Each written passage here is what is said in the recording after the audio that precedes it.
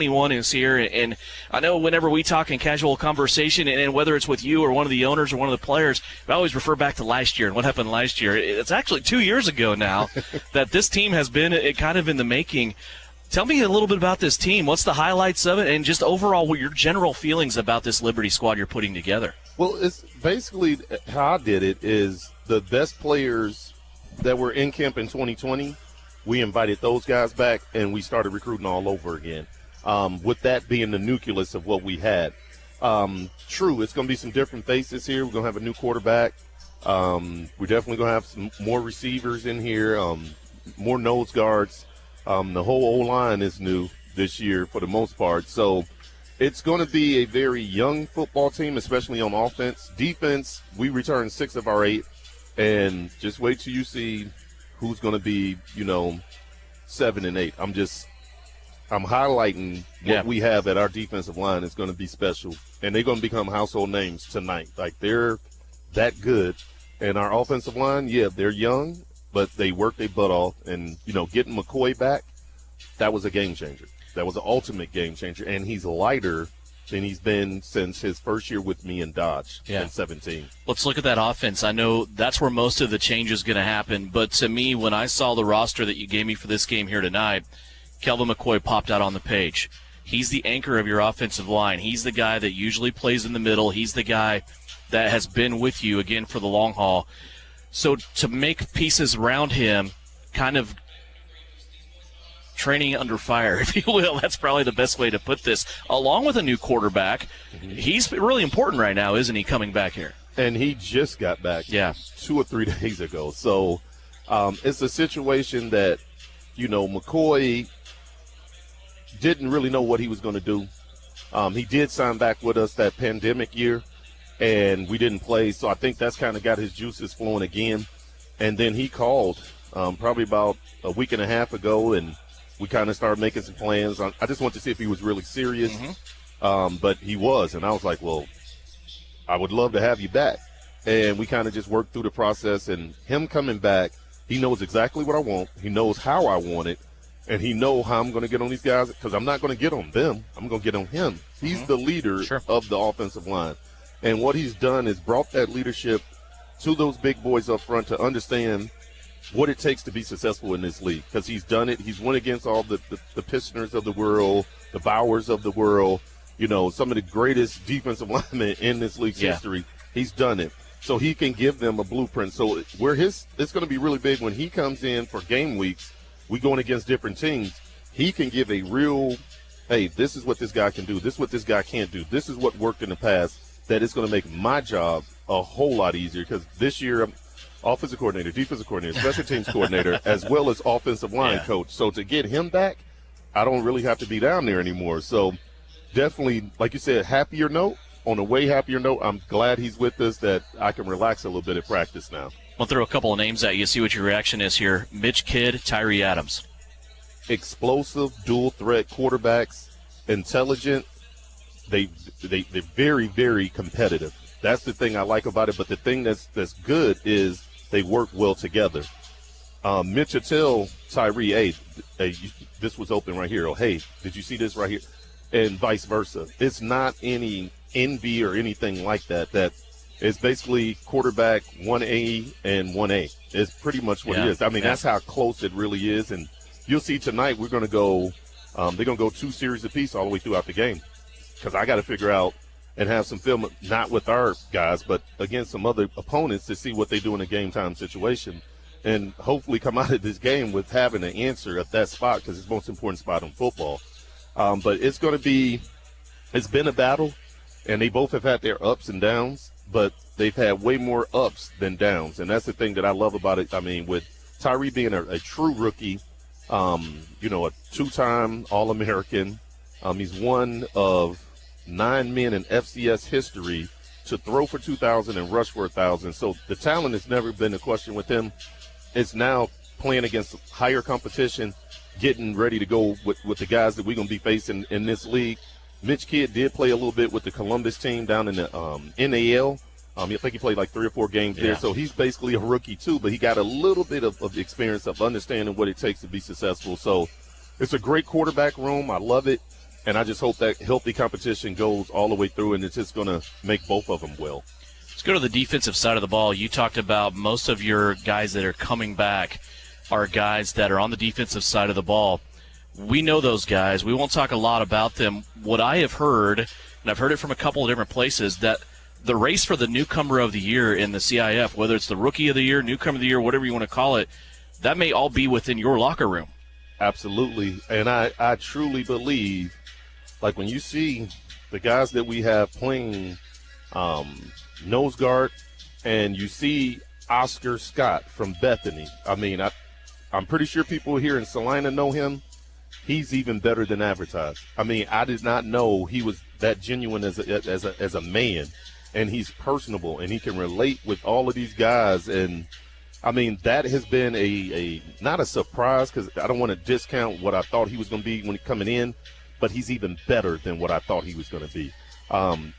Knowing that you're going to see we have a weapon now as a long snapper. Mm-hmm. He does that better than anybody we've ever had, that I've ever had. Yeah. I mean, he's that good. I mean, he probably, in my opinion, what I'm going to do is try to shop him to the NFL, CFL as a long snapper that can also play. I mean, the thing I didn't know is how fast he was. That guy flies around, and when he hits you, you know you've been hit. That's the thing. Like, he's one of those guys that I'm super excited about. I mean, Quan is the starter, yes, but that 1-2 punch right there, we didn't have that last year. With Rusty Becker, nose guard, I mean, 6'4", 290 from University of California. I'm so happy that we got him. I mean, he was a guy that he impressed in camp in 2020, but he got even better for this 2021 season. He's leaner. He's quicker than he was in 2020, and he's stronger. So he put it all together of figuring those things out. Big Joshua is a kid from, I think, Benedictine. He's like 6'8", 370-some-odd pounds. He's all man. You're not moving him. I mean, he's another guy that can play offensive line as well. So, I mean, to have that there. And then you got Eddie Hamilton, who's another rookie who can play defensive end and nose guard. And he'll do anything you ask him to do. He's got the best personality on the team. He's always smiling. You never see him down. And he's a yes, sir, no, sir type guy. And he is just happy to be playing pro football. And that's what I'm saying as far as, like, newcomers on that defensive line as well as at that linebacker position. And then Trey Roberts. Yeah. Again, from Bethany, he has come in and impressed at the defensive back spot. So definitely looking forward to see what he can kind of do tonight to hopefully solidify a spot on this team. Let's have a little fun. I got 5 questions for you. You ready for this? Okay. All right. Since the last time you and I talked on air and had a football game to get ready for, true or false, you got married? Yes, I did get married. True. How's that going? I know you said you had a change of plans. You got to spend a lot of time together. Everything still good? Well, yeah, we had some rough patches there. I mean, but being with the woman for 14 years. I mean, the ring just cemented, I guess, the sacrament with God as well as the paperwork. But it's still the same old thing. I mean, Nisha, I've loved her from the first time I ever laid eyes on her. True. We go through our struggles just like everybody else, but the thing I love about her is she'll never give up on me. She always supports me, and I do the same thing for her, and she knows that. Seeing her post on social media, she is definitely your biggest cheerleader. There's no question about that, so I love the fire that comes out of her. All right, here you go. This might be a little bit of a difficult one. Do you know which player on your roster had a college mascot of a catamount? I don't even know what a catamount is. Exactly. No, I don't. He was the leading passer and leading rusher by the time he left at Western Carolina. Oh, wow. So that's Tyree there. There you go. Okay. There you go. All right. This might be kind of interesting for you. What player on your team calls and texts you the most? Texting, I would say Jarvis Courtney. Calls me, it's D-Trey by far. I had a feeling you were going to say that. D-Trey is always, and it's always FaceTime. So sometimes I'm like, man, I'm laying in bed. Now I got to get up and look presentable. But the new role that I'm giving him of kind of like when he's done playing football, he's going to make a great defensive coordinator for me. I mean, I just love his passion, the way he can coordinate different plays, because basically that's what we do. I let him call the plays on defense. and I'm on the offense, and we compete against each other, and he's good. Yeah. He's really good, and he talk mess just like me. So when we get a big play, I let him know, and then when he get a big play, he come right up on me. We talk it. But I mean, the outside people are like, oh, they about to fight, but that's like my little bro right there. So I would say those two right there that do the most as far as the texting and calling. What's your favorite place to eat in Salina? Oh, Martinelli's. I took my family there. My brother's in town with Lily, his wife, my two nieces, and we went to Martinelli's, and it was, top notch. And then we eat it for pregame meal as well. To me, that's the best that Salina has to offer. It's football fuel. Exactly. You got the carbs, you got the broccoli, and then you get some protein. Yeah. So you're good to go there. What's your go-to dish there? The ribeye. The ribeye with the Alfredo, broccoli Alfredo. Yeah. Good. And then I love the salad, too. The Cobb salad, I think it's called. Yeah, absolutely. You have to have that at Martinelli's, no doubt about that. All right, last question, and you kind of alluded to this a little bit earlier. If you were not a football coach, what would you be doing for a job? My wife asked me that. She asked me this a lot this offseason. No. She wanted me to be a realtor. That's what she wanted me to do.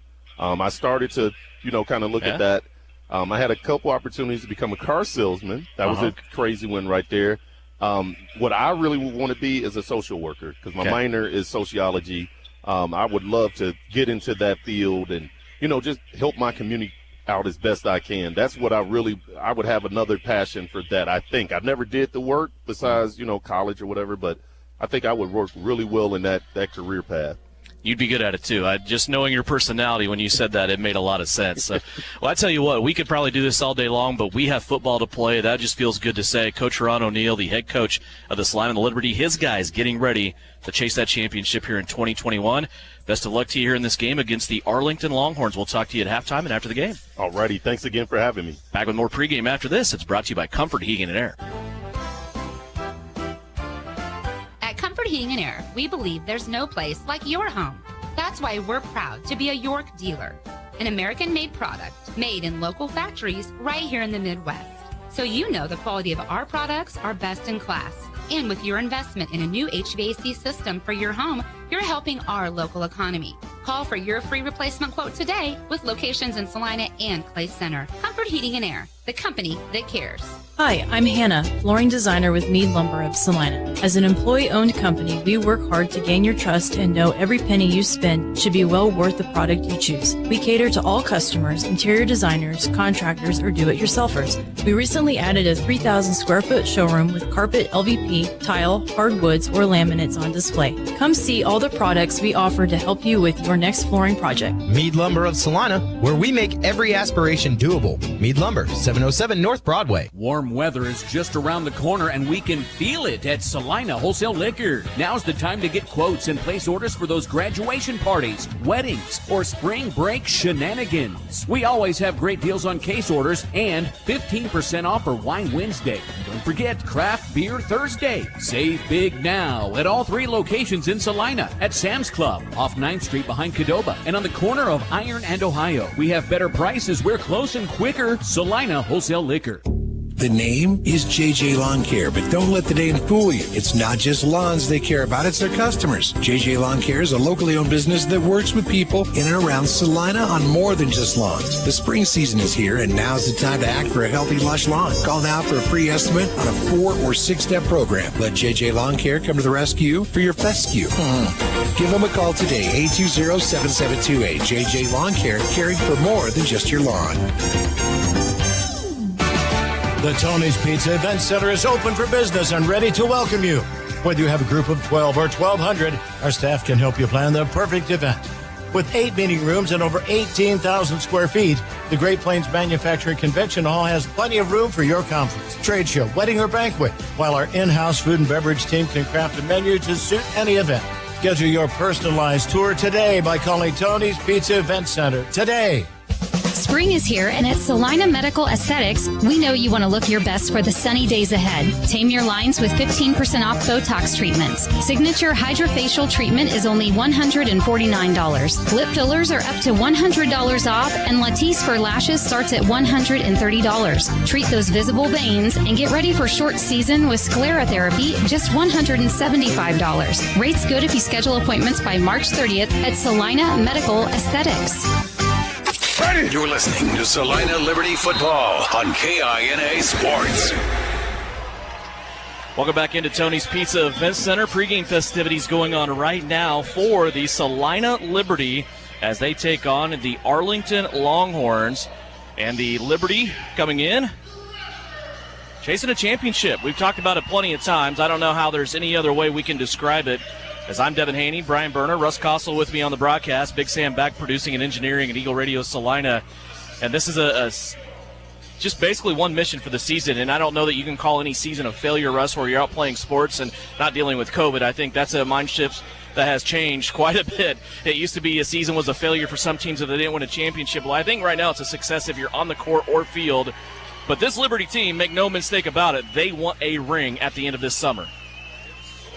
Clear when we showed up here tonight, and walking in, and there was one goal in mind with this Salina team, and that's get back to the title game and overcome that hump and, go get that ring and be the champions. This is the Meade Lumber Kickoff Classic. Meade Lumber, the proud sponsor of Salina Liberty football, and Meade stands for where we make every aspiration doable, and they do exactly that. All home improvement and all the great advice that you ever want. Just talk to the friendly folks at Meade Lumber. They're located at 707 North Broadway in Salina. We're going to take one more quick break. When we come back, we will have starting lineups for you. Salina Liberty football right around the corner after this on KINA. At Comfort Heating and Air, we believe there's no place like your home. That's why we're proud to be a York dealer, an American-made product made in local factories right here in the Midwest. So you know the quality of our products are best in class.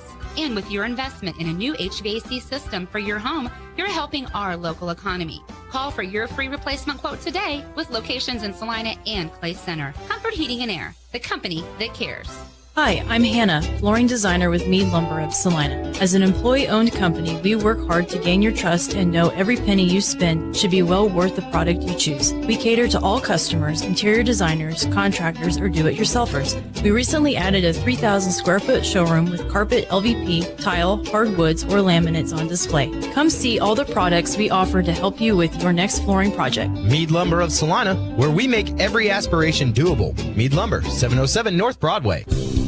When you hire street plumbing, heating, and electric in Salina and Lincoln, you'll be making a great decision. Providing full-service plumbing and HVAC, they have the knowledge and skills to get the job done right the first time. They work with you throughout the project to ensure you get the personalized service you deserve from licensed and insured technicians.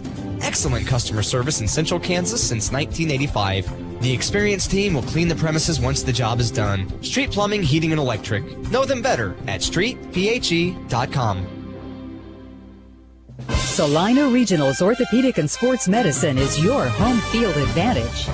Led by orthopedic surgeons Drs. Timothy Hawks and Travis Rump and sports medicine physician Dr. Matthew Pyle, along with an A-team of certified athletic trainers and physical therapists, we are ready when you need us to help prevent injuries, enhance performance, or to heal through surgery and rehabilitation. For area athletes to weekend warriors, the home field advantage starts at Salina Regional Orthopedic and Sports Medicine. Looking to take the next step in your career? An MBA from Kansas Wesleyan can help.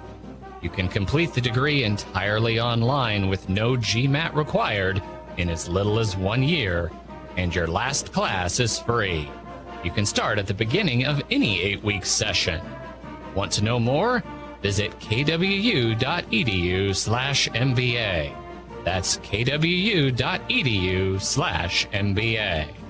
Warm weather is just around the corner, and we can feel it at Salina Wholesale Liquor. Now's the time to get quotes and place orders for those graduation parties, weddings, or spring break shenanigans. We always have great deals on case orders and 15% off for Wine Wednesday. And don't forget Craft Beer Thursday. Save big now at all 3 locations in Salina, at Sam's Club, off 9th Street behind Cadova, and on the corner of Iron and Ohio. We have better prices. We're close and quicker. Salina Wholesale Liquor.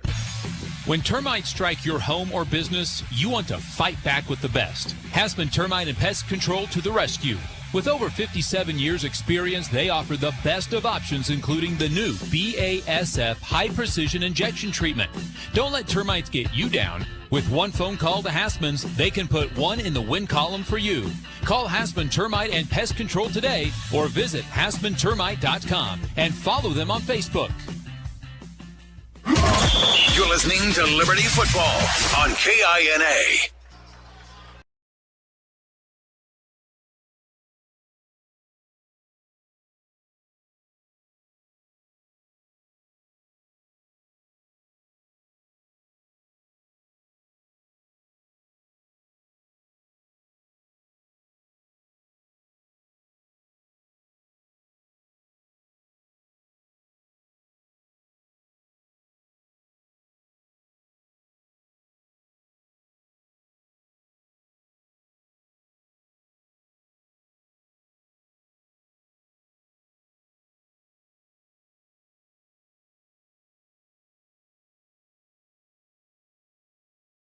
Thinking about that standpoint, the win-win situation, one, you're going to get a lot of competition tonight, guys playing extremely hard.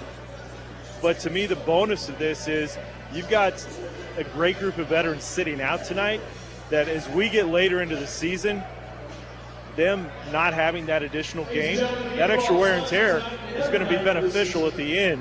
They'll be a little bit fresher when we get into the meat of the season. 29 guys on the game roster for tonight, Russ, and we also know, as Brian said, about a half a dozen guys that will not be playing, guys that we know are already on the team, and they're going to be key contributors. Guys like Mr. Liberty, as we call him, Isaiah Barfield, also Jake Latimer, also Dominic Carson, who makes his return to Salina now to play for the Liberty and to chase that ring. Kendrick Harper, another defensive back that won't be in action tonight. Travis Taylor, one of the best defensive linemen in the league, one of the league leaders 2 years ago in sacks for the Salina Liberty. These are all guys that aren't suiting up tonight that we know they have a spot on the roster. So now we have 29 other guys out here vying for a spot, but we also know some of those guys are locked in too. Guys like Tracy Brooks, D-Trey Matthews, Naquan Thomas, just to name a few. Yeah, you touch on it.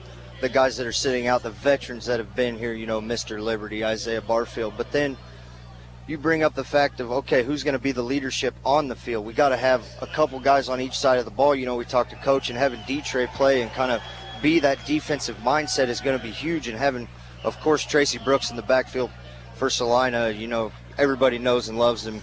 And he hasn't gotten any smaller in the offseason. Yeah. Tracy Brooks found his COVID quarantine in the weight room, I'm afraid, for the Liberty opponents. And another key addition that we talked a little bit to with Ron O'Neill in our pregame was the addition and the welcoming back of Kelvin McCoy. He's going to anchor an offensive line that will have new faces probably to the left and to the right side of him. So having Kelvin McCoy back will also be key. And, of course, the position everybody wants to talk about, no matter what level of football you are at, and that's quarterback. We have two guys coming into tonight, Tyree Adams and Mitch Kidd. And these are guys that Ron O'Neill told me, not only in pregame but off the air, right now it's a dead heat. We got 1A and 1A. There is no 1B. And Mitch Kidd has a little bit of indoor experience with the Columbus Alliance. Tyree Adams, though, you look at him and you're like, gosh, if this kid figures the game out, what is he going to be able to do? A big guy who can run the football, also has a rocket of an arm. Those guys will play two possessions and then switch all night long tonight as we go through this game. So keep your ears and eyes out for Tyree Adams and Mitch Kidd at that quarterback battle. Brian Berner, we're about ready to go. What do you think? Liberty football feels good, doesn't it? Tell you what, it's been a long time coming. My man Isaiah Barfield right down here. We will probably try to talk to him later on. Tell you what, guys are ready. They're excited. Great crowd on hand. Can always be better, but a great crowd. Very good for the introductory game to the 2021 season. Those fans are standing up. They are awaiting the kickoff to start this game, coming from Mr. Jimmy Allen. He has it teed up at the goal line. He will be kicking from right to left as we view it here, high atop the Tony's Pizza Event Center in Salina. Other teams in action tonight. There are 2 other games in Champions Indoor Football. We'll go over those games as we go through here tonight, too. This is a sanctioned game, although this is not a league opponent that belongs to the CIF and the Arlington Longhorns. This win and loss will count for the Salina Liberty, so keep that in mind as we go through. A lot of people have said or thought that maybe this is a preseason game. It is not a preseason game. This game is for real. The Cowboys come out. They do have some history. The Longhorns did it. 7 indoor seasons. They have been in existence 10 years playing indoor and outdoor. They played 7 indoor seasons and 5 championships. So this is not a team that loses very often, 56-9 over those 7 years. Here's the kickoff from Jimmy Allen. It's taken at the 5 by the Longhorns, angling off to the left-hand side and all the way out to the 18-yard line. Goes the Longhorn return man. That's Travis Collins-Teague as he is brought down. And now that Liberty defense, who will be veteran-led in the regular season when we play Wichita next Friday. Right now, a lot of optimism and a lot of sunshine. Russ, around this Liberty defense, we expect big things. Yeah, one guy, whether you're listening or watching, to keep an eye on is number 33, Oscar Scott. You heard Coach in the pregame talking nothing highly but this guy, so listen for number 33 to be called. Right now, Oscar Scott not out there. I have my eye on Rusty Baker, a defensive lineman. He's going to line up at nose guard, 6'4", 285 pounds from the University of California. He was a Cal Golden Bear in college, and he is going to line up right in the middle of that defensive line for the Salina Liberty. To his right, another impressive man. His name is Eddie Hamilton. He's a defensive lineman lining up at the right end, 6'4", 264 pounds from Rowan University. And all of a sudden, we have some of these officials removing players off the field, whether it be for equipment or whatever. They took one of the Longhorns off the field. Now they're removing one of the Salina Liberty players off the field. Might be because of a visor issue. I don't know. We'll check on that. Here is the first play of the game. Longhorns run it off the counter to the right-hand side, cutting it back to the middle. Goes Leslie Stone. Stone has a gain of 2.5 yards, and he is taken down there. The other defensive lineman for the Liberty lining up here will be Shaq Bradford, K-Dub guy. He's a Coyote from Salina, 250-pound defensive end. He has a motor. He can run a 4.5 40. He hails from San Diego, California. Dontre Matthews in the middle of that defense as well in the secondaries. We start to eyeball the defensive backs for the Salina Liberty. Brayshawn Stewart, also a guy that we're watching. He's from the Bronx in New York, from Norwich College, 5'11", 190. He's going to line it up right now at the left corner back spot. And now we have a timeout, I believe, from the Liberty. Heron O'Neill is coming in to talk to his defense, and it's not friendly, Brian Berner, as we see Coach O'Neill call that timeout and come in to get things settled. They were never settled for that play. Yeah, and that's going to be one of the situations. Very limited practice. The guys really have been here, a week. So there's a lot of stuff going in, and I know Coach says he's got the experience on the defense in there, but when you throw a lot of these rookies in, get them out of position. Dontre Matthews was the one that was pulled off because, and you said it, a visor issue. He mentioned he's his quarterback. He's his defensive coach out on that field. Longhorns have it now after a stoppage in play, that Liberty timeout. 2nd down and 7 coming up here for the Longhorns. Lauren Morales, the 5'11", 205-pound quarterback for the Longhorns, has a running back to the right-hand side. Receiver in motion. Morales will take the snap. Looked like maybe a blown-up play, but he's going to make the best he can out of it all the way across the midfield at the 25-yard line. He'll get into Salina territory at the 24, where he's brought down by Dontre Matthews and company. That'll bring up 3rd down and short, a 3rd and 2, and a nice play there by the Longhorn quarterback. Yeah, you give the quarterback props there. Yeah, obviously a busted play, wide receiver, stopped on the forward progress of the line of scrimmage, kind of threw everything off. You called it earlier, Devin. Rusty Becker in the middle is drawing the eyes of almost all 3 of them offensive linemen early in this game. 3rd and short. It's a healthy yard here for the Longhorns as they are just into Salina territory. Morales looks over his formation. Has 2 receivers on the right-hand side. They'll both go in motion. A little bit of movement up front. Looks like a lineman moved for the Arlington Longhorns, and we'll have procedure. It'll turn that 3rd down and 1 into a 3rd down and 6. They'll go back on the other side of the midfield stripe. Just underway, 12:46 left to go here. First quarter. This is the first game of the new CIF season here in 2021. The other games on the schedule for tonight will start after 7 o'clock Central Time. Guys, credit that penalty against Arlington to Rusty Baker, because Rusty's down set, but he's kind of jumping up a little bit, making those movements. When he has done what he has done the last couple plays, that takes notice of those offensive linemen. Becker in a 4-point stance, both hands on the turf for this 3rd down and 7. Morales drops back. He airs it out, left-hand side, down the sideline towards the wall. Has an intended receiver, but he's covered up by Dontre Matthews.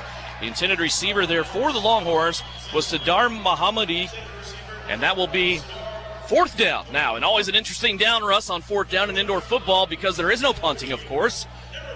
Whether to field goal or not to field goal, that is the question. This would be a long one for the Longhorns. Yeah, and we saw their kicker pregame, fairly accurate and online, and keeping it out of the ceiling is huge in indoor football to keep it out of the rafters. But it looks like the Longhorns are keeping the offense on the field. So this will be a big stop for the Liberty defense. 2 receivers again up towards the line of scrimmage. Mahmoudi in the backfield, looks like he will go in motion. Morales turns around, communicating with him. He does, and he's way offsides. Came across, tried to get a block, and that was not a good situation timing-wise for the team from Arlington. They have another procedure penalty, and now that will force him back even more, and it will be 4th down and about 11 coming up now for the Arlington Longhorns. Yeah, he tried to put the brakes on there, and the 20-yard line reached up and grabbed him. 4th and maybe even about 12 here. They're in worse position than they were to start this drive, all the way back at the 12. They need to make it across midfield to the 22 in Salina territory to move those chains.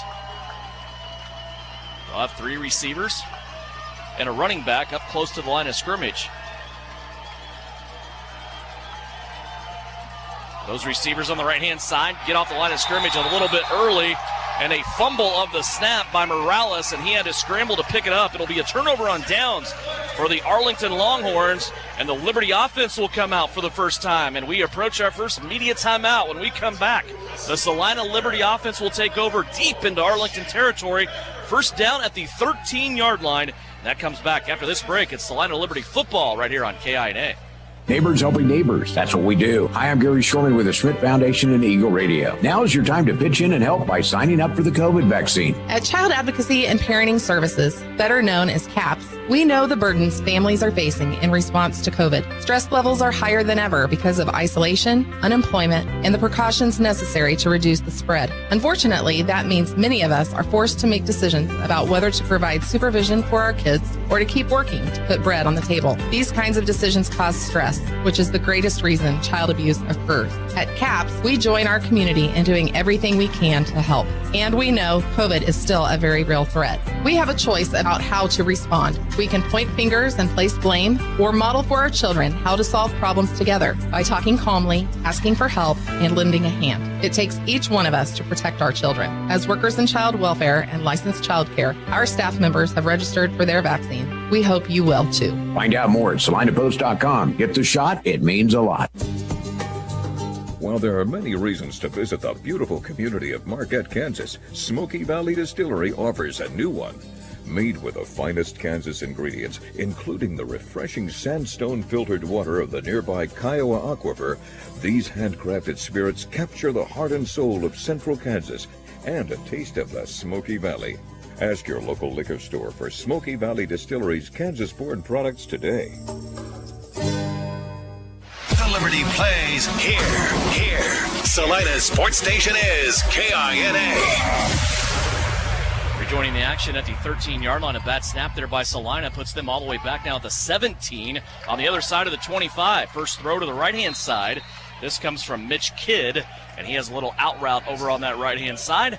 And the first incomplete pass. But Russ, a bad snap there on first down. Drove the Liberty way back. Now already a 3rd down. Yeah, you're looking at 3rd and long here. Just maybe getting the first game jitters out of the way. It's a little low on the snap. Mitch got his hands on it, just couldn't corral it, and it bounced way back. So a big test here for the Liberty early on 3rd down and long. Let's call it 3rd and about 9 from the 22-yard line. Kelvin McCoy will take the snap here, send it back to Mitch Kidd. Kidd on a little two-step drop, steps up in the pocket, has a guy towards the end zone. It's going to be caught, and a first down that will put the Liberty down at the 5-yard line. Actually, it's going to be a little bit short here by about 3 yards, but a completion by Mitch Kidd as he was able to find Waheem Bird from Minneapolis, a veteran of indoor football, and it's going to be 4th and short. Yeah, like you said, Waheem being a veteran of this league just ran a nice dig route across the middle and kind of pushed it deeper and deeper and outran the defensive back. 3rd and about 2, 4th down. Bad snap still throwing me off, but it is 4th down here for the Salina Liberty as they are looking at a goal-to-go situation. They can get a first down at the 2.5-yard line, I guess. Liberty going to go heavy on the left-hand side. The right-hand side right now wide open. Mitch Kidd will send everybody in motion on the left. It's Tracy Brooks straight up the gut, and Tracy's going to score a touchdown for the Liberty. Tracy Brooks from 4 yards away gets the first score of the season for the Liberty, and Salina leads 6-0. Yeah, you want to see a guy get to he got max speed at about the 2-yard line. So 2 yards, and he's at full speed already. Lowered the shoulder pads, and the middle linebacker there tried to wait for him, and that's where he made his first mistake in not meeting him. Salina will be blessed this season. They keep this crew together because they have arguably the best 2 running backs in the league right now on their roster, and that's Tracy Brooks, also Dominic Carson, who's not suited up tonight. Tracy Brooks now will hold for the extra point attempt coming up from Jimmy Allen. Long snapper tonight for the Liberty will be Oscar Scott. Tracy Brooks will put this down at the 10. Snap coming in a little bit low. Brooks puts it in perfect, and Jimmy Allen nails the extra point. 8:22 left to go here in the first quarter, and the Liberty jump out to a 7-0 lead. Brian, we saw that drive start out in a really good field position because of the defense, but then that bad snap put them in a precarious situation. They were able to recover. Yeah, and that was one thing that Russ and I were kind of looking at prior to the game, and granted, Kelvin wasn't one of the guys out there taking snaps in pregame when we were watching, but the consistency of the snaps from center to quarterback, they were far from perfect. And it's going to put those quarterbacks in a tough situation when they're going to have to be worried about where that ball is going to be, have to try to get there and adjust to it. But, it was a good situation. The team regrouped. Great pass to Bird. He was in great position to get that reception in, and he's going to be a fun guy to watch this season. Mitch Kidd on that drive, 2 of 2. Had the big pass to Bird that put him down inside of the 5-yard line. They were able to score on the very next play on a 4-yard touchdown run by Tracy Brooks. So when you look at the offense, I think when we look at question marks, Russ, that's where most of the questions lie, is within the offense. Because right there on the field for the Liberty, there's only 2 guys that look familiar to us. That was Kelvin McCoy as center and Tracy Brooks at running back. Yeah, like you said, you go through the roster and you look at all these offensive linemen that they got listed. And another big thing to look at as we look at these guys on the field is the offensive line is very, very large men, and their footwork will be key. Just talking to Haran, he wants to see how their footwork is, how they're gonna handle pressure, and that pressure play on first down with the missed snap is a big key to watch here as we go on further into this game. Let's go over some of the sizes of these guys vying for an offensive line spot here tonight for the Liberty.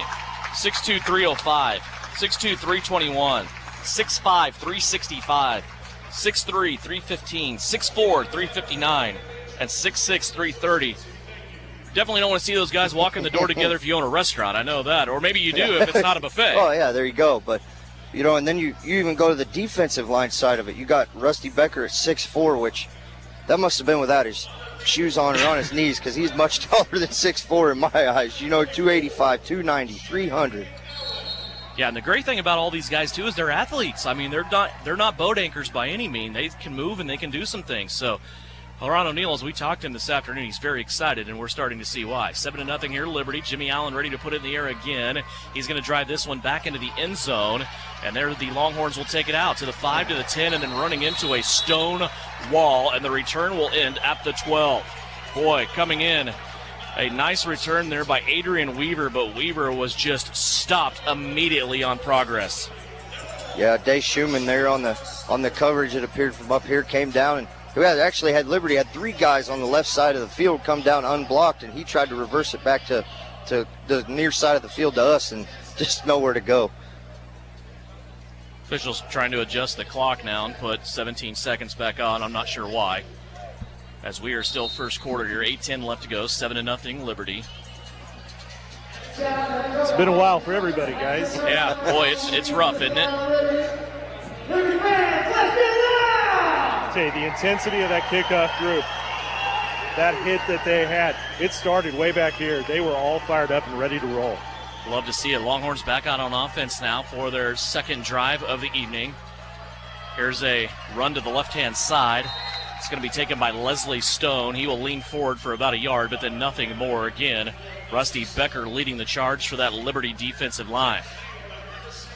Rusty appears to have great hands. We talked about the feet of the lineman, but his hands and his swim moves and swats and everything he's doing down there, the center really can't even get out of his stance to get a hand on him. Actually, they say no gain on the play on that last carry by Leslie Stone. Morales setting him back up now for a 2nd down and 10. 2 receivers on the right-hand side, both in motion. Morales looks left, little pump fake. Now he's going to leave the pocket to the 15. Almost caught from behind, but he slips through a tackle to 20 and gets to the 25. And then he is just absolutely smothered by Dontre Matthews. He held the first down, but Dontre Matthews made him pay. Morales across the 25 to the 24 on a nice run that moves the chains. Yeah, nobody open downfield. Great coverage. Linebacker kind of dropped back in and got sucked out, and the quarterback just had wide open up the middle for 20 yards untouched. 24-yard line is the new line of scrimmage just into Salina territory. Here's the Longhorns again. They're going to hand it off to Stone, and he runs right into Naquan Thomas. Naquan, an interesting story, guys. We know it. 2019, he came in on the Liberty squad as a defensive back. Didn't have very good luck there, and Liberty that season were loaded at a defensive back anyway. Because of injury, mostly more than anything, Naquan got his chance playing linebacker, and then got a couple of Defensive Player of the Week honors for the CIF. And there he is now anchoring this linebacker core for the Liberty. Naquan in there right now, right hand in the air, signifying that he is the designated guy on defense. Here's Morales. Play action, fake the sweep. Now he's going to play it out to the left-hand side. Paid for that pass. And Dontre Matthews had a beat on that football, went up over the wall, but kept himself on the field of play. And Morales got laid out, as I believe that was our guy again, Rusty Becker, coming in, giving him a face full of jersey. Yeah, the center got a hand on Rusty that time, and just one little push of his left arm just got him out of the way, and Morales really had a half second to get rid of it, and he just got rid of it on time. 3rd down and 10, Longhorns. 5:20 left to go, first quarter. 7-0. Last time Longhorns had a 3rd down, they got an illegal procedure penalty. Drove them back, put them out of time to get a 1st down. Trying to get another one here at the 24 in Salina territory. Morales wants to run. Tucks it away to the right-hand side. He's going to carry a would-be tackler for the Liberty to the 1st down area. This will depend on the spot, and they're going to say move the chain. So Morales' scrambling ability keeping the Longhorns in this game here early on. Yeah, Morales is not a small, agile quarterback like you would see. He's he's a bigger guy, but obviously his footwork is great in the pocket to scramble away. Arlington, 1st down and 10 at the 13 now. We go under 5 minutes left to play. First quarter, it's 7-0. Salina leading on a Tracy Brooks 4-yard touchdown run. Morales is going to come back now and set a plan with running back Leslie Stone, who will line up in the pistol formation directly behind him. 2 receivers to the left-hand side. High snap, Morales will keep it down. Late pitch, though, to Stone, and he's going to pay for it. Back to the 15-yard line. Everyone on the Salina Liberty defense there, except for 2 guys. Yeah, Jarvis Courtney led the steamroll there. Really had nowhere to go. Kind of a high snap, kind of busted the play up. That'll be a loss of 2.5 on the play. Bring up 2nd down and 13. Ball sitting now back at the 15-yard line. Quick turnaround for the Liberty. It's worth mentioning probably all night long just so everybody gets their planners right. Next week's game is on Friday, so a quick turnaround here for Salina. They'll be back here at the Tony's Pizza Event Center to take on the Wichita Force and renew that I-135 rivalry. Morales back to pass. Here's a little bit of pressure from Naquan Thomas. He had to fight through a block. He still gets there and drops the quarterback for Arlington. Back to the 20-yard line. Naquan Thomas came through on a delayed blitz and was able to fight off a blocker at the last moment and still get that quarterback sack. Brian, you had a great look at that from your view. Yeah, that time, the quarterback, he saw that the defensive backs of Salina had everything covered, and it was almost like he just kind of gave up, just went right into the hands of that defensive line. Becker's doing a great job controlling that line with Hamilton, and now with Jarvis Courtney in there. Those guys are looking very solid. 3rd and 17 for the Longhorns. High snap back to Morales. Wants to pass, dumps it off on the screen to Stone. He's going to be hit in the open field and taken down. Naquan Thomas there to finish him off. But the first contact there, Russ, came from DeAndre Roberts, a Bethany College prospect. Yeah, DeAndre came up quick there and laid a pretty good stick. Didn't wrap up, but slowed him up enough to where the Liberty could come finish him off. Now you got about 4th and 12, 13 yards here, and it looks like they're bringing out the kicking unit. Gain of 5 on the play for the Longhorns. Makes it 4th down and 12. Ball sitting at the 15-yard line. And we'll get our first look at Angel Medal, a 5'11", 180-pound kicker for Arlington. Morales will stay in. He will be the holder. They will put this football down at about the 21-yard line. 29-yard attempt. See if Arlington can get their first points of the game. The snap is delivered. Morales gets it down. Medal's kick is up and right through the uprights. Almost perfect. 7-3 our score. 2 minutes left to go. An immediate timeout. 60 seconds and back for more Salina Liberty football right here on KINA.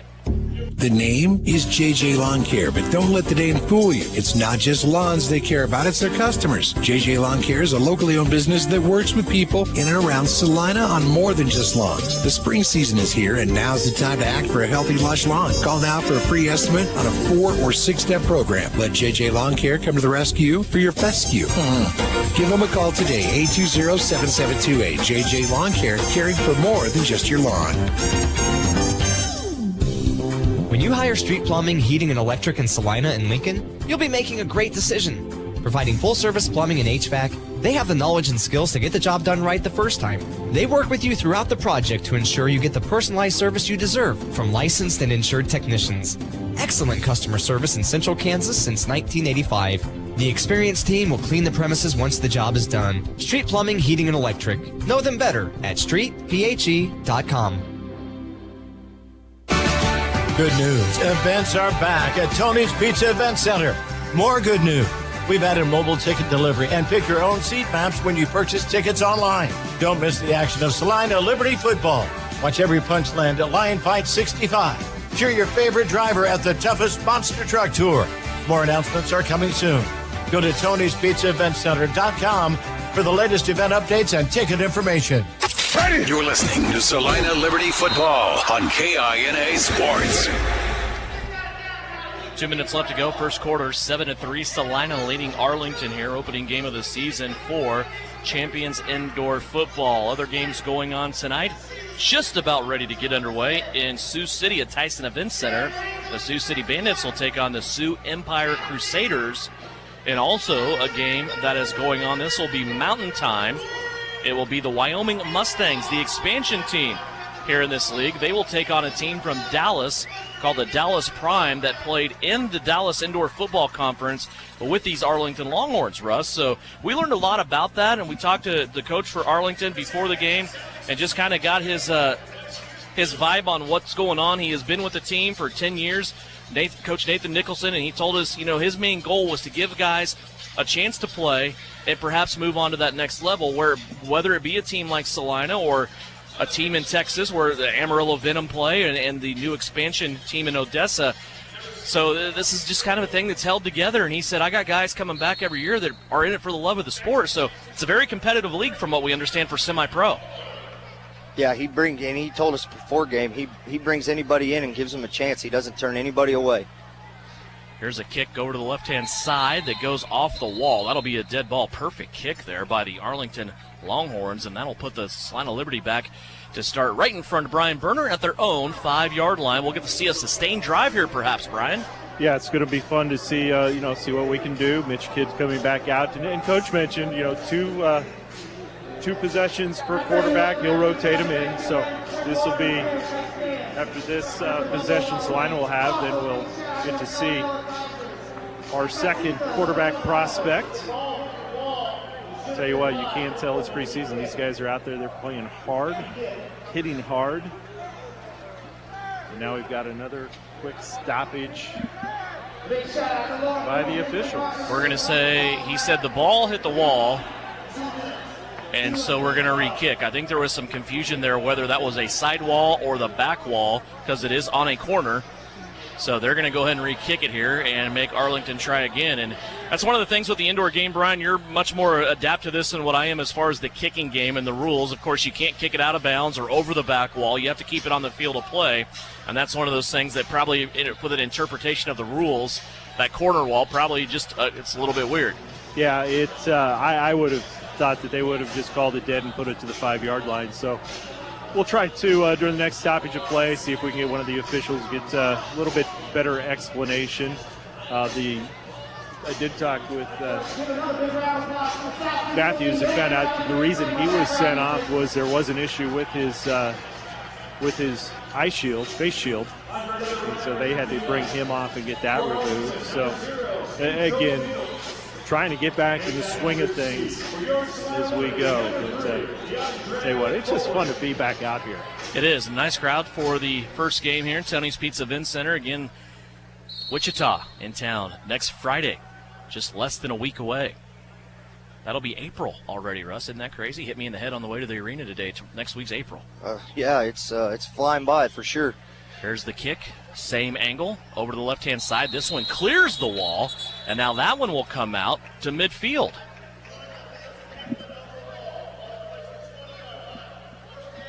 "20-yard line," I think I heard him say. I thought it used to be the midfield as well. Well, let's go back to our kicking expert, Brian Berner.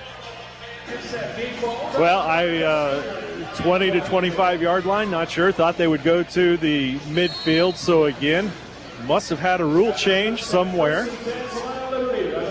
That one did go clearly over the wall. And the interesting part, the fans down here were trying to give the ball back.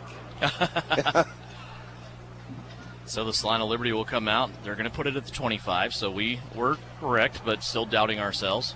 Well, I don't know if the officials are still doubting themselves or not because they're meeting up here. Like you said, first game of the year, getting everything worked out. Well, and I wonder, guys, if it might be a difference of rules that Arlington plays versus what the CIF plays. I think that would be an acceptable excuse, probably. Here's another snap that goes bad. Bird's going to pick it up, though, and put it, that's Mitch Kidd that's going to pick it up and put it in the belly of Tracy Brooks. Brooks is going to angle off to the right-hand side and end up housing this for the Salina Liberty. A bad snap turns into a 25-yard Tracy Brooks run, and he finds the end zone once again for the Liberty. Yeah, and we talked earlier about the veterans that are sitting out, and there is veterans that have been in the league for a while playing that are, the captains of the team per se, and that was one reason having Tracy Brooks in the backfield as a veteran move. Knew Mitch Kidd couldn't pick it up. He just picked it up, took it himself, outran one guy after 5 yards, and then the rest is history. Well, I thought we were going to see a sustained drive. Then after that kick went out of bounds over the wall, started at midfield, Tracy Brooks said, well, I'll just do a one-play drive and go back to my seat. I was tempted to ask Coach O'Neill if he's going to put that in the playbook, but then I look at the expression on his face, and I'm not that brave. Yeah, no, I wouldn't be either. Here's a snap back now from Scott into the hands of Tracy Brooks. Jimmy Allen's kick up, and perfect once again. 14-3, our score. As the officials again conferring after that play. We'll see whether they decide if they're going to push us to a timeout or if we're going to keep action going here. We go back to what we talked to the Arlington coach about before the game. Well, you asked me, Devin. He's a one-man show, like he told me. He's the owner of the team. He's owned it for 10 years. He's the head coach. He's obviously their social media guy. When I was reaching out trying to get a roster for this game, and just a super genuine, nice guy. I mean, his players listen to him. We saw him pregame. He knows what he's doing, and it was good to chat with him before the game. 14-3, our score. Salina out in front. Still first quarter, about a minute left. Tickets available for next week's game, of course, at Tony's Pizza Event Center. It'll be a Friday night game against the Wichita Forest. Adult tickets start at $10. Kids tickets are always just $5 for Salina Liberty football here at Tony's Pizza Event Center. Come on out and join us. It will be interesting, as it always is, against the Wichita Force. Jimmy Allen has it teed up. He's ready to kick it away from his own goal line. Back deep once again for the Arlington Longhorns, Adrian Weaver. Here's the kick by Allen. It's going to take a hop at midfield and land right into a Longhorn basket at the 20-yard line, but then a beautiful tackle in the middle of the field by Brayshawn Stewart, the Norwich College product from the Bronx, New York. And he made a beautiful tackle down low there on the return man, but still very good field position after the short kick from Jimmy Allen. Yeah, and Brayshawn's kind of all over the field. He's had a couple good plays on defense, and all on kickoff now. He's been the first guy down there, and good form tackle, breakdown, with the up man being obviously had size on him, just went low and won the battle right there. First down for the Longhorns. They're going to start out in Salina territory at the 23-yard line. We showed up, Russ, about 2:30 today? Yeah, probably. There's people tailgating already. Oh, yeah, they were out here early waving, honking, and just ready for a good time. 4 hours before 4 kickoff. hours, like you said, and it's a packed house in here. Two receivers on the right-hand side in motion for Arlington. Morales back to pass. Now he's going to leave the pocket. Curls around, goes to his left, pays again, throws one up for grabs, and it's going to be an interception. Dontre Matthews took that one out of the air in the back of the end zone. Morales paid for that pass as once again Rusty Becker got in there on him with big contact, and that ball hung in the air forever, and D-Trey pulls it down. Yeah, wondered how long it was going to take before D-Trey made a play, and give the assist to Rusty down there. And Burner, that was right down there in front of you. Good play by D-Trey. Yeah, D-Trey played it, he like Ken Griffey Jr. in the outfield there. He just saw that thing. It was just hanging up, positioned himself. The nice thing was he knew he was going to go back against the boards and possibly over. Glad it was on this end where his teammates were there to help keep him from taking that total plunge. Yeah, he did not have a hard fall. That was in friendly territory for sure, and that will bring us to the end of the first quarter. 14-3 is our score. Salina Liberty leading the Arlington Longhorns, and Liberty, after a turnover, they have it back. When we come back, second quarter action. Right after this, it's Liberty football right here on KINA. Salina Regional's Orthopedic and Sports Medicine is your home field advantage. Led by orthopedic surgeons Drs. Timothy Hawks and Travis Rump and sports medicine physician Dr. Matthew Pyle, along with an A-team of certified athletic trainers and physical therapists, we are ready when you need us to help prevent injuries, enhance performance, or to heal through surgery and rehabilitation. For area athletes to weekend warriors, the home field advantage starts at Salina Regional Orthopedic and Sports Medicine.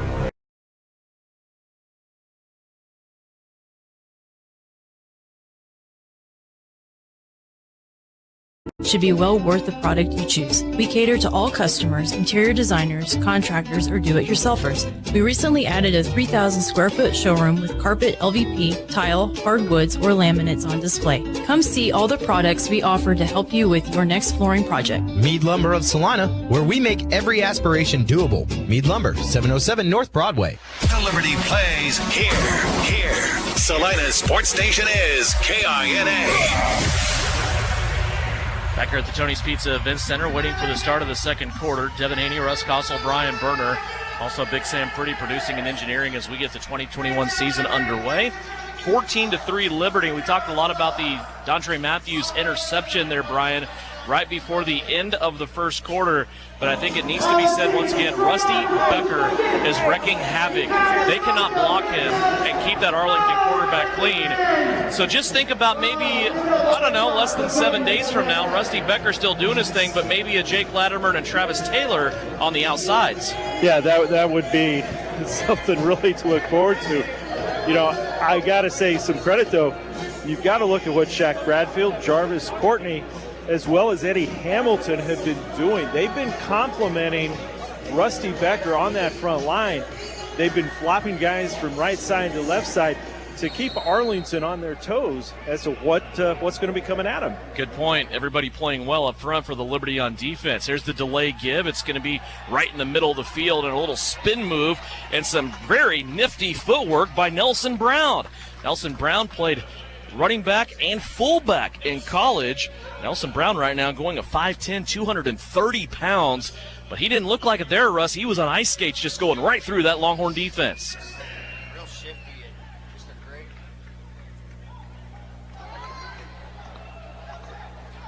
First down and 10 after that big carry by Brown, about 16 yards to the 21-yard line.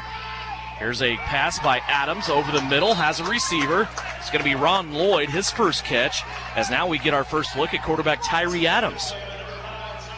Yeah, looking real comfortable in the pocket, on his first pass right there, and getting a new group of wide receivers out there as well. And, go back to that carry by Nelson Brown, listed at 5'10", 225, running like he's 170 pounds shifty back there. Yeah, he is. That was something else on that run. He will continue to play running back here behind new quarterback Tyree Adams. Adams, one of the most productive offensive players in Western Carolina history for the Catamounts. Here's Adams going to the end zone, has a guy, corner of the end zone, and it will be incomplete as he was going all the way towards the corner here to a Salina Liberty target, and that will be the first incomplete pass of the game for a Liberty quarterback. DeAndre Fuller was the target there. Yeah, great coverage in the secondary, but give a nod to the offensive line right there. Tyree went through all his progressions to go from the first option to the last option, and plenty of time in the pocket. Fuller comes off a little bit hurt, carrying that right leg. In for him now will be Edward Vasquez. Vasquez goes in motion on the right-hand side. The pitch out, though, is to Brown. Brown will cut it back and get about 4 yards on the play. That will bring up third down and 6 here for the Salina Liberty offense. Nelson Brown had a look over the corner, then cut it back up, made the right decision there, was able to get some yards. Yeah, third down, 7, 8-ish here.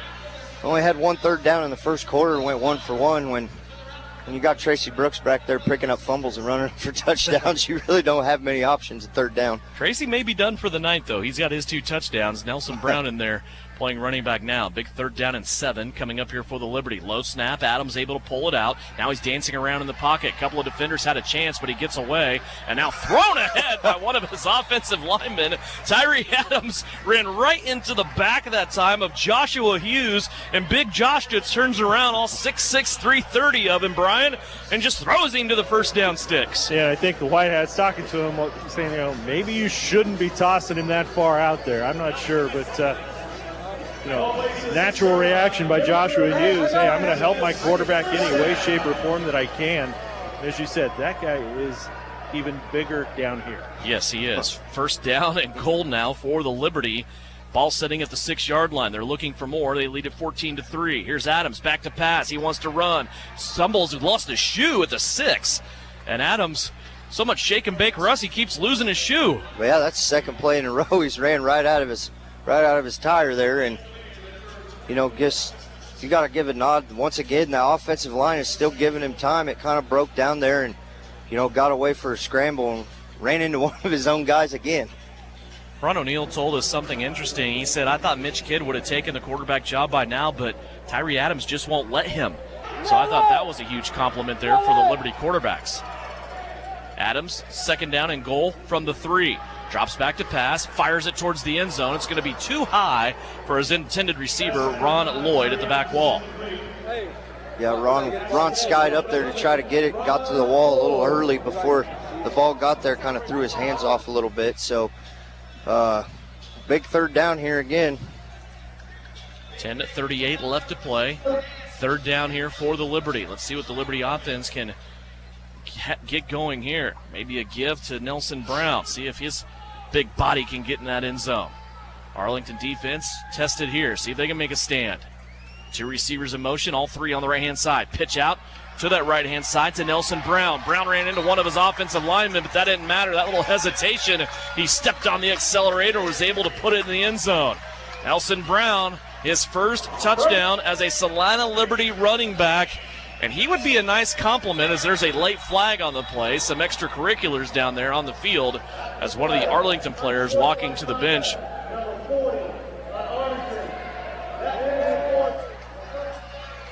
I'm not sure what happened down there, but he is walking to the bench, and Doesn't look like he's in a great mood for Arlington. Keandre Love on that penalty, unsportsmanlike conduct. Yeah, and that penalty, listening to the official, it will be enforced after the kickoff, so it'll be 15 yards, from after the kickoff. So with 10:01 left to play here, second quarter, a touchdown by Nelson Brown. That'll bring on Tracy Brooks on the hold for Jimmy Allen, and Allen's kick is up and perfect. 21-3, our score. 9:49 left to go here, second quarter. And now, of course, waiting the delay and seeing what the officials are going to do here as far as timeout or no timeout. Looks like we're going to play on. So the kicking teams will come out here, or maybe not. Now we're taking immediate timeout. First game of the year, Devin. Way to go. 21-3 is our score. Liberty up 9:49 left to go here. Second quarter. More Liberty football after this. PRP, or platelet-rich plasma injection therapy, has received quite a bit of attention since its use by many professional athletes. Professional football players like Peyton Manning and Jamal Charles have used PRP therapy for sports injuries and to avoid surgery. But you don't have to be a world-class athlete with millions of dollars for this cutting-edge therapy. PRP is available to you in the Salina Pain Clinic. Call the doctors for a consultation and see if this treatment is right for you. See them at 200 South 5th in the Salina Surgical Arts Center. Looking to take the next step in your career? An MBA from Kansas Wesleyan can help.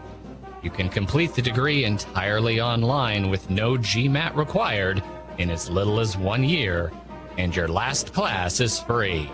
You can start at the beginning of any 8-week session. Want to know more? Visit kwu.edu/MBA. That's kwu.edu/MBA. You're listening to Liberty Football on KINA. Jimmy Allen puts it on the tee. He is now kicking left to right as we are in the second quarter. Liberty lead it 21-3. Jimmy Allen kicking to the right-hand side. It will be Adrian Weaver back again for the Longhorns. Weaver will get backed up 5 yards deep in his own end zone. He'll bring it out now to the 5, to the 10, hit at about the 12, and then plunges ahead still to the 17-yard line. Nice return there by the Longhorns, Adrian Weaver, and that's where the Longhorn offense will come out and start once again. Russ? Yeah, and Brayson Stewart there again with the tackle. That's Rashawn. That's three tackles on all the kickoffs, so, that'd be something to watch for. Is he, another guy trying to earn his spot on the field with his kickoff coverage and special teams. 9:37 left to play here. Brian Berner, we know Coach O'Neill loves those guys that can come in and contribute on special teams as well, doesn't he? Yeah, he definitely does. And, one guy that these guys are going to have to compete with on special teams is going to be Jake Latimer. Jake wants to be out on that field anytime that he gets that opportunity. I did have a chance to talk to the White Hat as far as the kickoff that they re-kicked. Anytime the ball hits the wall in the end zone, it is a live ball. He inadvertently blew it dead, thus the re-kick. Okay, thank you for that explanation. 9 minutes left to go here, second quarter. Arlington back on the field. First down and 10 at their own 9-yard line. Little screen pass out to the right-hand side, and this will just absolutely not work as Brayshawn Stewart is there again. That Arlington receiver had to get stretched out. It was Travis Collins-Teague going up to make that catch, but just as he did, Stewart was there to end the play. Yeah, Brayshawn, like you said, is just all over the field. It feels like every other play we're calling his name. They had decent kickoff return, but going back to that unsportsmanlike penalty there after the touchdown, moved them back, and now they're inside their own 10-yard line with 2nd and 10 here. Stay tuned with us at halftime. We'll have the Precision Electric player profile. Brian will sit down with Liberty kicker Jimmy Allen. We'll get his thoughts on the crazy offseason last year and also getting ready for the 2021 season. That's coming up at halftime. Brought to you by Precision Electric. 2 receivers in motion on the right-hand side. All 3 receivers for the Longhorns on that side. Here's the delayed handoff and a big tackle on the running back for Arlington. Coming in making that hit for the Salina Liberty. We've got a little skirmish now going on against the opposite wall. That was Shaq Bradford again, the former K-Dub Coyote, as 2 guys got tangled up over there on the other side, doing a little waltz with each other. Yeah, little 2-step tango over there on the far wall, and obviously Coach didn't want nobody dancing over there, so he stepped in and got his guys back away. It's all fun and games till you hear that voice of Haran O'Neill. And you know that voice. Oh, no. 21-3 our score. 7:48 left to go here, second quarter. Liberty out in front. Arlington with a big 3rd down and 9. Their football sitting at their own 11-yard line. They have all 3 receivers again on that right-hand side. One of them will step up to the line of scrimmage, 2 in motion. Morales backpedals. Looks to leave, and he will. Another first down by Morales. Gets out in the open field. Dontre Matthews comes up to close up on him, but it's already after a gain of 10 and a first down for the Cowboys. And again, guys, we see the elusiveness of Lord Morales. The middle of the field just opens up, and he takes off. Yeah, it seems the middle of the field when he goes through his progression is wide open and just shifting right up past the line. And, Detre made a great tackle, but nonetheless, first down. Almost to midfield now, once again, over Longhorns at the 22-yard line. Delayed handoff and a missed tackle by the Liberty in the backfield. Coming in there, almost made a spectacular play with Shaq Bradford. But the running back slipped through, was able to avoid losing 3 yards and actually gained 5 into Liberty territory now at the 24. Shaq Bradford just missed that tackle. Yeah, Shaq, again, not a big guy, but he is just so quick that adds a nice bit of excitement on that defensive end position. Another guy that I'm trying to keep my eye on down the middle replacing Rusty Becker is Joshua Siosi. Yes. Josh Siosi is a large individual. I talked to him in pregame. He came up next to me. I was getting some clarification on how to say his name. I think his biceps are larger than my waist. Here's a pitch out now to the left-hand side, and that will be a gain of about 4 yards, maybe 3 here by the running back for the Arlington Longhorns. This is Langston Logan in there right now at running back. Mid-American Nazarene product for the Longhorns at tailback. He'll come out and be replaced once again by Leslie Stone. A little laundry on the field there. Illegal defense. I don't believe that the middle linebacker there, Oscar Scott, who raised his hand or not. And this appears to be Oscar's first series in the game. So, and once again, this is a guy Coach Ron O'Neill talked so highly about that, maybe he's got to adapt to the indoor game here to get started. As you touched on earlier, from down the road in Lindsborg, a Bethany College product. Coach O'Neill loves Oscar Scott, I'll tell you that. He had nothing but good things to say about him. Said that he could probably play at the next level as a long snapper alone, but also likes the way he comes out and plays defense. So we get our first look at him as he comes in and reserves for Naquan Thomas. First down and 10 for the Arlington Longhorns. They're at the Liberty 20-yard line. There's the delayed handoff to Stone. He's going to run right into Oscar Scott and then spin off Scott for about a gain of 2. That'll bring up second down and 8 with 5:54 left to play here in the second quarter. 21-3, Liberty lead it. Yeah, we talked about Oscar. Good read there. And, the defensive line is doing a great job with this second group, getting through and getting pressure on the backfield, almost meeting the quarterback and running back as they're handing the ball off. Those are the football at the 17-yard line. Second down and 8 for Arlington. Lauren Morales waiting on the snap again. Fakes the end around to Stone. Now he's going to fire a pass to the middle of the field. It's going to be caught. And a perfect tackle there at the last minute. Looked like it may be some running room for the Longhorn receiver, Lamont Miller, but then he was wrapped up and drugged down at the last minute. Yeah, Roberts made a great play right there. A good route. Here's a little screen pass now out to Stone. He's going to have a first down for Arlington. Places it just inside of the 10-yard line where he's tackled by Dontre Matthews. And it will be first down and goal for Arlington. So far in the first half, I got 3 for 5 on third downs. It was a stat I wanted to keep, and it seems like Arlington's doing well at moving the ball. First and goal here for the Longhorns. Stone comes out as a wide receiver, now back in towards the quarterback. Morales looks his way. Now he wants to scramble opposite to the right-hand side, fires at the end zone, and it's going to be caught for a touchdown or no? Appears to be incomplete. Appears the side judge came in and banged the pad, which means it would have got to the pad first. Said he took it off the wall, so that incomplete pass will bring up second down. 4:32 left to play. Still working our way through second quarter action. Salina Liberty football brought to you by Salina Regional Health Center. Also by Darren Lee, Law MacArthur Ford. Our first video challenge of the season, gentlemen. Oh, great. Get the first one out of the way, and maybe there'll only be one tonight. Did you get the excitement in my voice there? I felt it. Yeah. So let's take a break. We'll try to keep it under 3 minutes. It all depends on the officiating. 4:32 left to go here, second quarter. 21-3, Liberty lead it, and it's official timeout for a video review here on KINA. Warm weather is just around the corner, and we can feel it at Salina Wholesale Liquor. Now's the time to get quotes and place orders for those graduation parties, weddings, or spring break shenanigans. We always have great deals on case orders and 15% off for Wine Wednesday. Don't forget Craft Beer Thursday. Save big now at all 3 locations in Salina, at Sam's Club, off 9th Street behind Cadova, and on the corner of Iron and Ohio. We have better prices. We're close and quicker. Salina Wholesale Liquor. When termites strike your home or business, you want to fight back with the best. Hasman Termite and Pest Control to the rescue. With over 57 years experience, they offer the best of options, including the new BASF High Precision Injection Treatment. Don't let termites get you down. With one phone call to Hasman's, they can put one in the win column for you. Call Hasman Termite and Pest Control today or visit HasmanTermite.com and follow them on Facebook.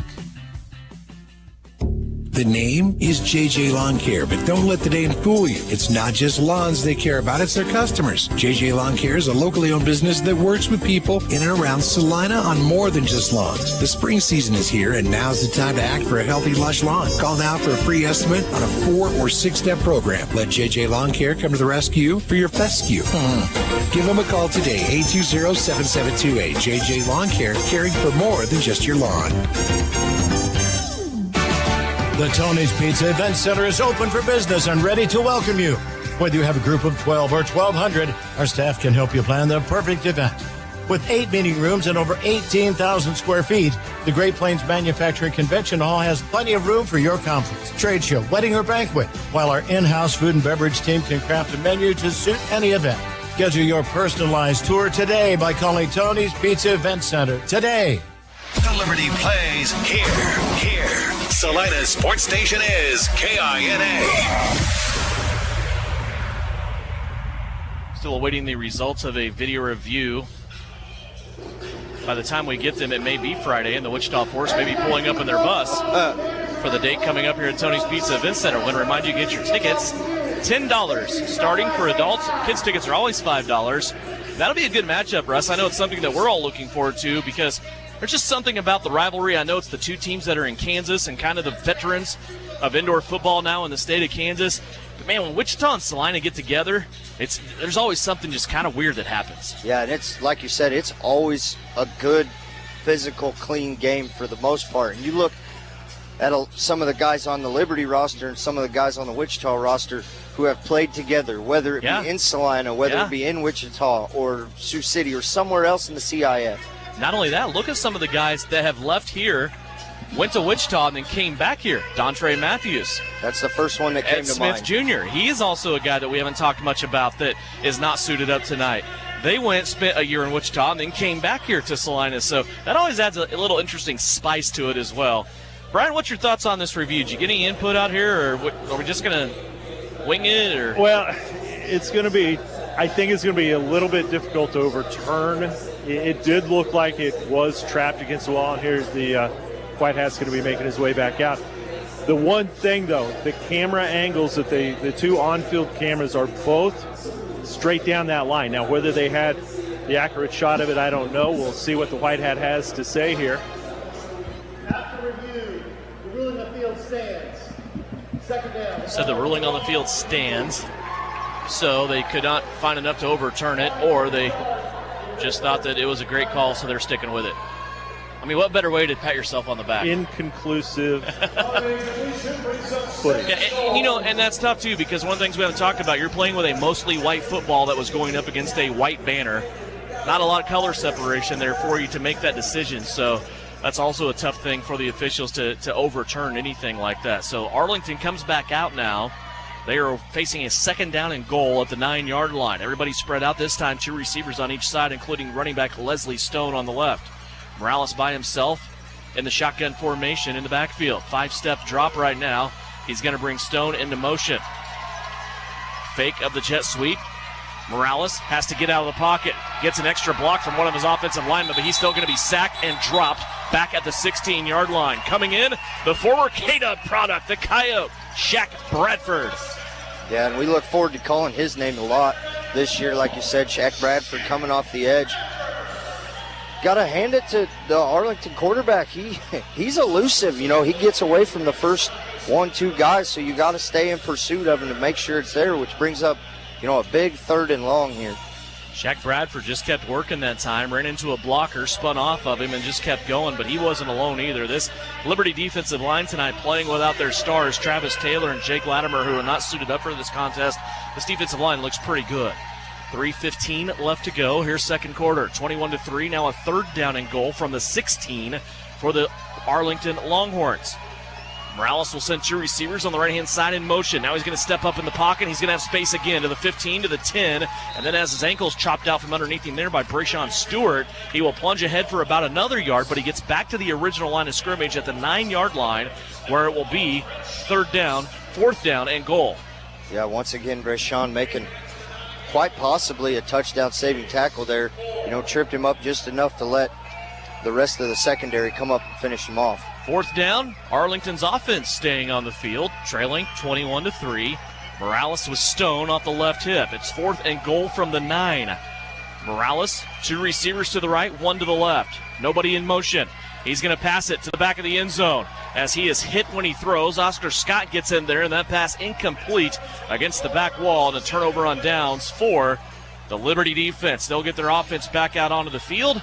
And another media timeout. 2:20 left to go here before halftime. 21-3. Liberty will take over on offense when we come back here on KINA. Neighbors helping neighbors. That's what we do. Hi, I'm Gary Shorman with the Schmidt Foundation and Eagle Radio. Now is your time to pitch in and help by signing up for the COVID vaccine. At Child Advocacy and Parenting Services, better known as CAPS, we know the burdens families are facing in response to COVID. Stress levels are higher than ever because of isolation, unemployment, and the precautions necessary to reduce the spread. Unfortunately, that means many of us are forced to make decisions about whether to provide supervision for our kids or to keep working to put bread on the table. These kinds of decisions cause stress, which is the greatest reason child abuse occurs. At CAPS, we join our community in doing everything we can to help.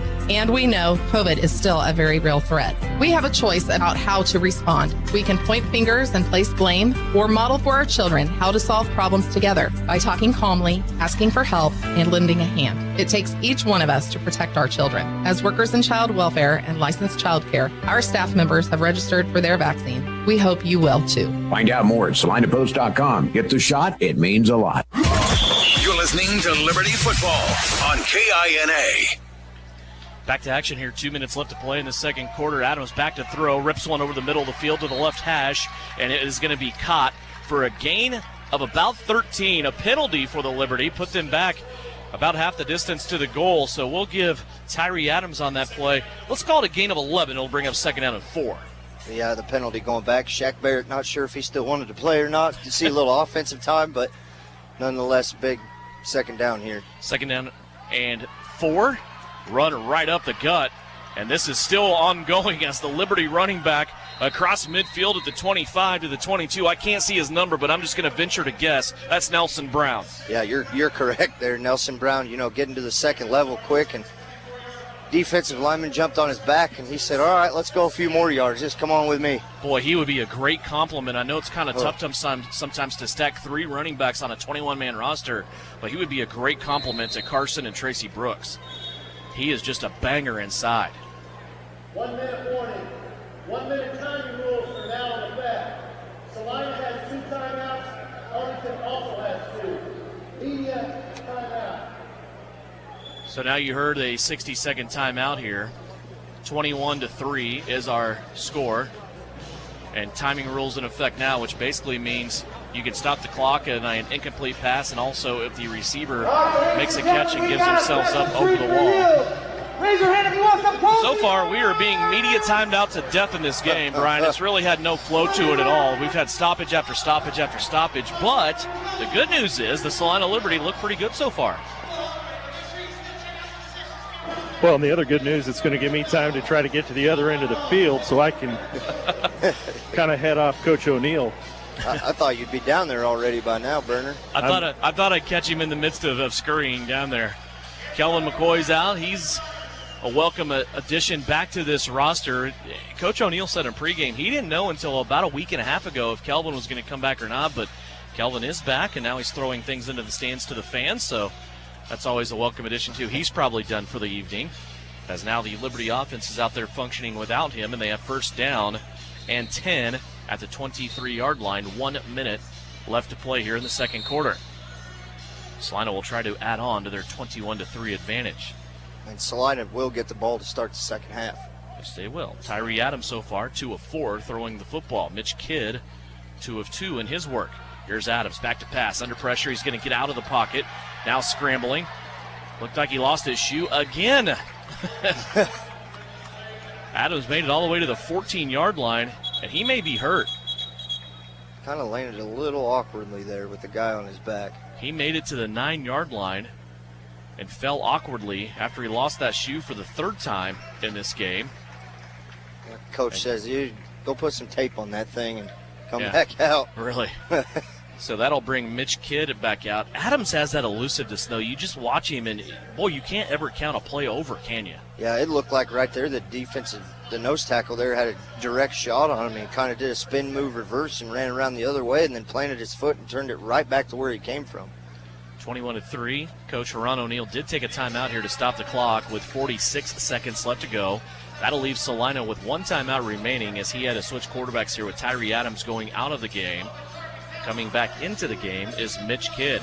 Kidd didn't have to do a whole lot during his first 2 series of the contest tonight, Russ, as he was just basically picking up bad snaps off the ground and putting them in the belly of Tracy Brooks for touchdowns. Yeah, and, maybe now we'll get to see him a little in action here, throwing the ball, moving around the pocket, but with Nelson Brown in the backfield looking Tracy Brooks-esque, you never know what'll happen. 2nd down and 1 from the 14. Here's the snap back to Mitch Kidd. Kidd wants the end zone. He throws it low to the front corner, and it's going to be incomplete. Broken up by an Arlington defensive back.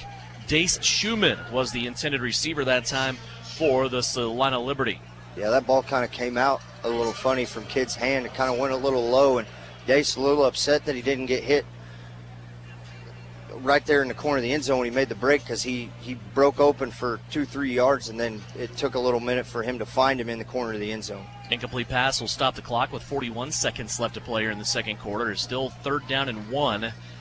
Ball sitting at the 14-yard line. Kidd, fake sweep toss to the left-hand side. Now he wants to pass. Throws a screen pass out there to Nelson Brown, and Brown does everything he can to get to the first down sticks, and he's still going to be short, and he'll bring up 4th down. Clock still running. Liberty have 1 timeout remaining, but they're going to try to get this one last play in here. Clock down all the way down to 21 seconds. They are scrambling, scurrying, trying to get in position. Clock down to 18. Kidd asks for the snap. He gets it. Back to pass. Looks to the left. Now he tells his receiver to go long. All the way to the end zone. Has a guy, and he's going to drop it in for 6. Boy, that play was prolonged by the quarterback, Mitch Kidd, and Ron Lloyd makes the catch, streaking across the field from right to left. Mitch Kidd dropped it right in his arms. Yeah, Mitch rolling out to the left there, kind of had pressure late.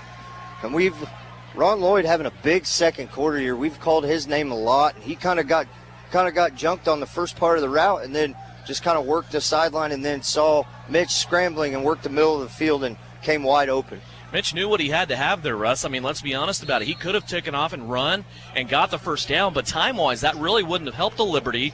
9 seconds left when that touchdown comes, and Ron Lloyd gets the touchdown. It's our first passing touchdown of the game, and it's from Mitch Kidd.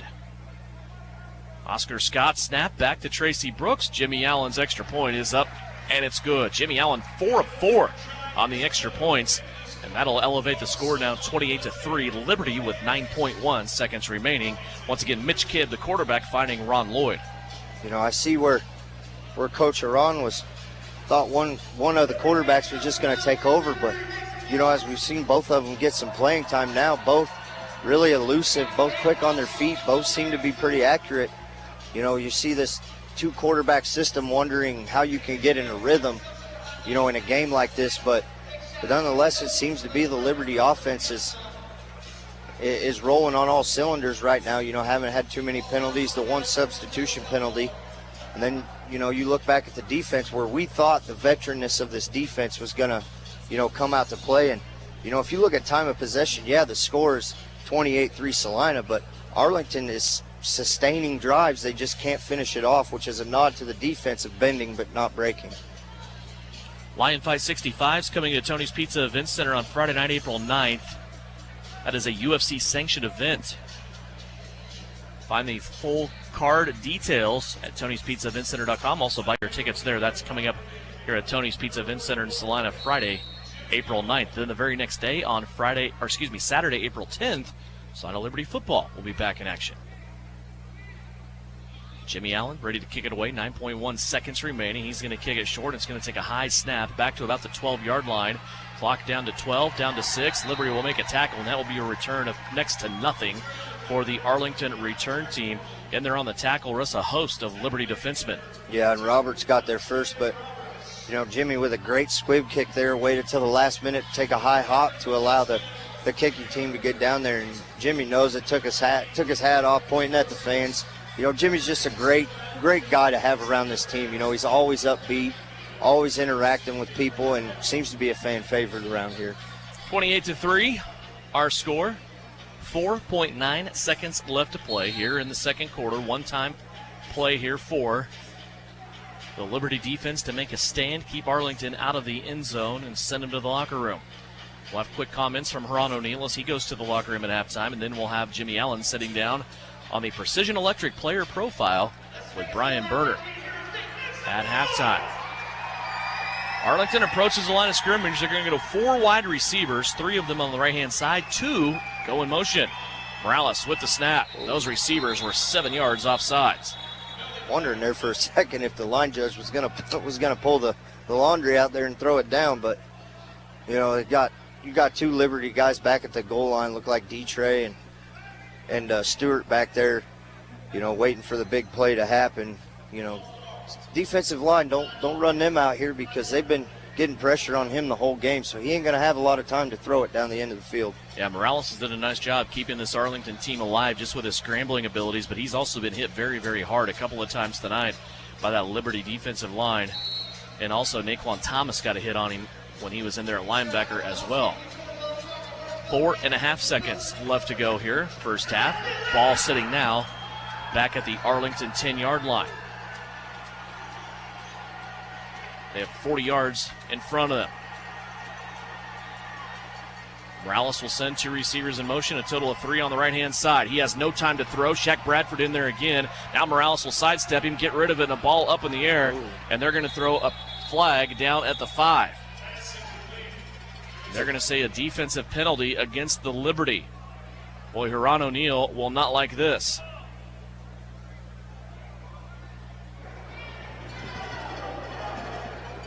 Brian. It was tough to see. Contact, but it looked like it was kind of going both ways. Kind of surprised they went ahead and threw the flag. Matthews definitely pleading his case with the back judge. But it is a 5-yard penalty, so it's not going to be as damaging as it might be back in the in the NFL outdoor game. Yeah, I think the Arlington team was sold that it was going to be all the way down near the goal line where they would have an even better chance to score, but that was just a 5-yard penalty, so they're going to be gifted back the 5 yards that cost them earlier as their receivers jumped off sides as they were in motion. So now back to first down and 10 at the 15-yard line. Yeah, and give it to Morales. They're scrambling around once again. He stepped up and took another shot. Ball sitting at the 15. This is an untimed down. This will be the last play of the first half, barring another defensive penalty. Oscar Scott in there at linebacker. Morales takes the snap. Scott patrolling the middle of the field. A little screen play out to the right-hand side. Arlington will take that for a gain of about 11. Scott will make the tackle, and that will be the end of the first half. We'll await comments from head coach Heron O'Neill on the field. Brought to you by Salina Pain Clinic. They're in the Surgical Arts Center, downtown Salina, right there next to the Stiefel Theater. 28-3 is our halftime score. And really a productive half for the Salina Liberty. Heron O'Neill will take his troops to the locker room, and I'm sure a lot of conversation on all fronts with this new young team. Let's go down on the field. Here's Brian with Coach O. I had to look to see if he'd talk to me first, Coach. Good first half. I tell you, the one thing that comes to our mind is Rusty Becker. The guy just had some great series. Yeah, like I said in the pregame show, everybody's going to realize what he is. I mean, he's a man-child. He plays with a high intensity, high motor. He's very intelligent. I mean, he almost got into it with me because I was like, you're done. He's like, no, I want to play. I was like, no, you're done. You did what you came here to do. You solidified your starting nose guard spot. Sit down. Just relax. So, I mean, he's so intense. He want to play every play. He don't never want to come out the game. Complimented him very well on both sides. Shaq Bradford came in, made a couple nice plays. Absolutely. I mean, his quickness is going to be elite now. Some things that we got to work with him in this indoor game that's a little bit different, that we got to, refine some of that extra things that he do. But his motor, again, that's another guy with a high motor that he's always trying to get to that football. And as you see, he's a pass rush sack master. I joked around about this. Busted play, Tracy Brooks takes it for a touchdown. Are you going to put that one in the playbook? No, that was not in the playbook. I didn't like it at all, but I'll take 6 anytime I can. Good luck second half. Devin, back up to you. Ron O'Neill on the field, brought to you by Salina Pain Clinic inside the Salina Surgical Arts Center. 28-3, our scores. Coach O and the troops go to the locker room at halftime. They are also helping DeAndre Fuller, wide receiver for the Salina Liberty that we saw get hurt, and they're taking him off the field, and he does not look like he is in great shape. So we'll have to get an update on DeAndre Fuller for this Salina Liberty injury report, brought to you by the Salina Regional Sports Medicine and Orthopedic Health Clinic. 28-3, our score here at halftime. When we come back, Jimmy Allen sits down with Brian on the Precision Electric player profile. Halftime is here, 28-3. Liberty lead it on KINA. Think about the word precision. Precision represents quality and the fact of being exact and accurate. Isn't that what you want when it comes to electrical? Precision Electrical Contractors in Salina brings exact and accurate quality to electrical jobs in Central Kansas since 2003. Precision Electric's focus on quality and performance, combined with their experience and dedication, creates a winning set of finished products which saves their customers money. Don't rely on so-so electrical. Visit the team at Precision Electrical Contractors. Online at pecsalina.com. Hi, I'm Hannah, flooring designer with Mead Lumber of Salina. As an employee-owned company, we work hard to gain your trust and know every penny you spend should be well worth the product you choose. We cater to all customers, interior designers, contractors, or do-it-yourselfers. We recently added a 3,000 square foot showroom with carpet, LVP, tile,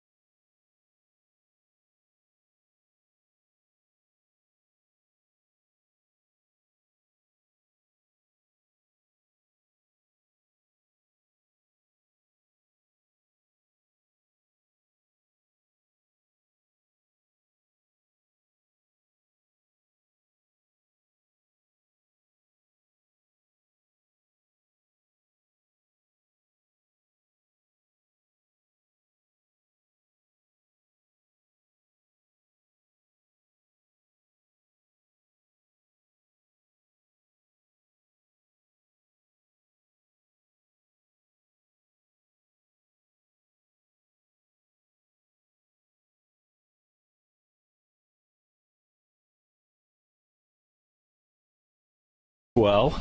I think it's probably safe to say with the clinics, the individual coaching that you do on the side up in Michigan, I shouldn't say on the side because it's you've impacted a lot of lives, but your leg continues. You don't have a downtime really in the routine that you've had, I don't think, do you? No, not really. I mean, at least not from football.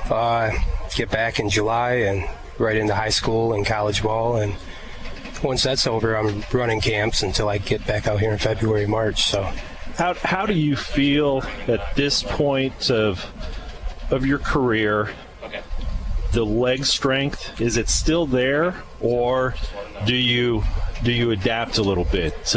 You've got that mind of a coach, definitely. So when you're out there, are you able to compensate and make those adjustments, or is the leg still as fresh as ever? Well, I think I still have the mindset of a 18, 19-year-old Jimmy, right? So if you ask me, I think the leg strength's better than it ever has been. But yeah, it's getting to a point where just subtle things here and there where I've really got to focus more on accuracy now than power, because I want to be more consistent from a shorter distance per se, right? Right. So it's just you're going through everything in your mind, and you've got those routines. It's fun for me to have watched you over the years. You see, or at least subtly, I'm able to see a lot of the same things, the routine that you go through. But now it's technique becomes more important than ever. Yeah, and I hate saying this, but as you get older, yeah, that's really what it is. And I mean, 28, I'll be 29 by the time season's up, so it's starting to creep in my head a little bit, but you look at some of these guys, probably, I would venture to say, some potential idols that you have had, or those guys growing up, the Adam Vinatieri's and the likes of those, the Crosby and those kickers that have had long careers, and as the distance kind of decreases a little bit, the technique kind of helps. As you mentioned, it's the technique versus the power. Yeah. I mean, those guys are doing it at the highest level too, and they've got the right coaches in place to, they trust the guys that they're hearing from. Those are vets, right? Where at this level, I don't really have anybody to kind of coach me, so I've got to almost do that myself, and it's hard to break yourself down, right? I have a feeling, though, after games, Tate makes it back to Michigan, and I think you probably have two guys between your dad and your brother that may give you an earful every now and then. Yeah, probably my hardest critics, actually. Yeah. So. What else? What else has been going on as we've kind of had this gap in our lives through this COVID pandemic thing. You talk about the coaching of the high school. How has that gone? And now you surprised me with this, that coaching at the college level as well. Yep. Well, we originally, when I got back, we were not going to have a high school season, and then things fortunately turned out for the better, so we ended up playing a shortened season. So that was nice to, at least for the seniors, it was nice to see them get their final goodbye and be able to help them with that. And then last year when I came down here, I actually got a call. There's a Division III school up in Michigan, Alma College, and they were looking for a specialist coach, kicker and punter coach. So I figured that's the next step I got to take. So I took advantage of that, and I've been helping them out for the past just over a year. So that's been really fun. How is the progression of both those programs? To have someone of your caliber come in, it's got to be a boost for both programs, I would think. I'd like to think I'm helping. Especially at the high school level, I do more than just kickers and punters. I coach freshman JV and varsity. I do help with special teams, and then the lower levels, I'm doing defensive backs and wide receivers. So, same way I'm out here. Any way I can help, I'd like to help. Right. So. Let's talk about the club here, and let's preface we're putting this interview together prior to the start of tonight's game, but you've been here a couple days. You know some of these guys. Some of the guys that were here last year didn't get a chance to play. Your thoughts? This club this year, do they have what it takes? Yeah, we've got the athletes. We've got the rookies that have the mindset that we're looking for in athletes, and we've got the vets that can teach them the indoor game, and I think that's the perfect combination to be successful. This is going to be a tough question, but an outlook on the league itself. Do you think is this a 2-horse race, 3-horse race? Is it wide open? That team up in Montana, or in Wyoming, could be a mystery. It's tough. I mean, everybody had a year off, so that's an extra year to some of the older guys get their bodies right and they can come back brand new. You get a chance to get a lot of free agents in and a lot of time for the coaches to revamp their offense or their defense. So at this point, I think it's anybody's race. I think we're biased again, but I think we should be in the leaders board. But it's probably going to be that situation that the target's going to be on your back every game out. That people are going to look. Hey, we got to knock off Salina to be there at the end. Yeah, and it's a good feeling to have, to be the guy everybody's chasing. I mean, I'd rather it be that way than everyone doubting us, right? Exactly. Is it good to be back in Salina? I know we've periodically we'll chat online throughout the season, and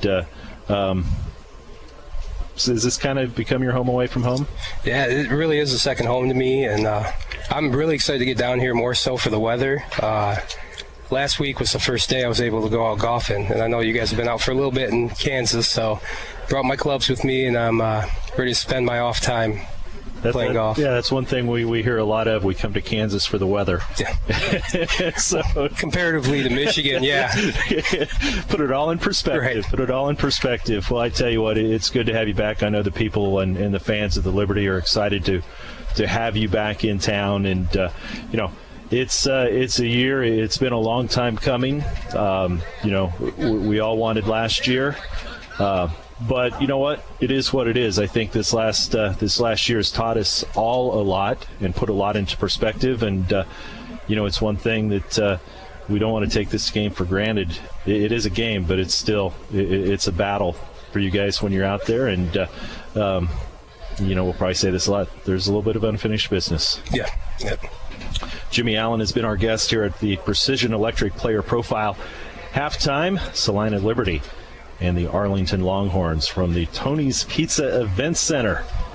We'll be back with more in second half action. After this, you're listening to Liberty Football on 910 KINA. Think about the word precision. Precision represents quality and the fact of being exact and accurate. Isn't that what you want when it comes to electrical? Precision Electrical Contractors in Salina brings exact and accurate quality to electrical jobs in central Kansas since 2003. Precision Electric's focus on quality and performance, combined with their experience and dedication, creates a winning set of finished products which saves their customers money. Don't rely on so-so electrical. Visit the team at Precision Electrical Contractors. Online at pecsalina.com. You're listening to Salina Liberty Football on KINA Sports. Back here at Tony's Pizza Event Center, 28-3 our score at halftime. Salina Liberty leading over the Arlington Longhorns. Tracy Brooks got things started off. 9 minutes left to go in the first quarter, 4-yard touchdown run. Then about 8 minutes later, with 1:02 left to go in the first quarter, he had a 25-yard touchdown run. Second quarter, Nelson Brown comes in for Brooks, and he got a touchdown from 3 yards away. Mitch Kidd threw a touchdown with 9 seconds left in the first half to Ron Lloyd, 14 yards away. Tack on Jimmy Allen's 4 of 4 for extra points, and that puts the Liberty score at 28. Arlington got a field goal out of Angel Mendel, and that was their only 3 points of the half. And Brian Berner, when you look at the first half of action for the Liberty, this is a half where really they haven't made any huge mistakes as far as turnovers on offense. They have had a couple of bad snaps and some untimely penalties, but they were able to overcome those. We haven't seen a Liberty drive yet go unproductive. They've got points on all their drives.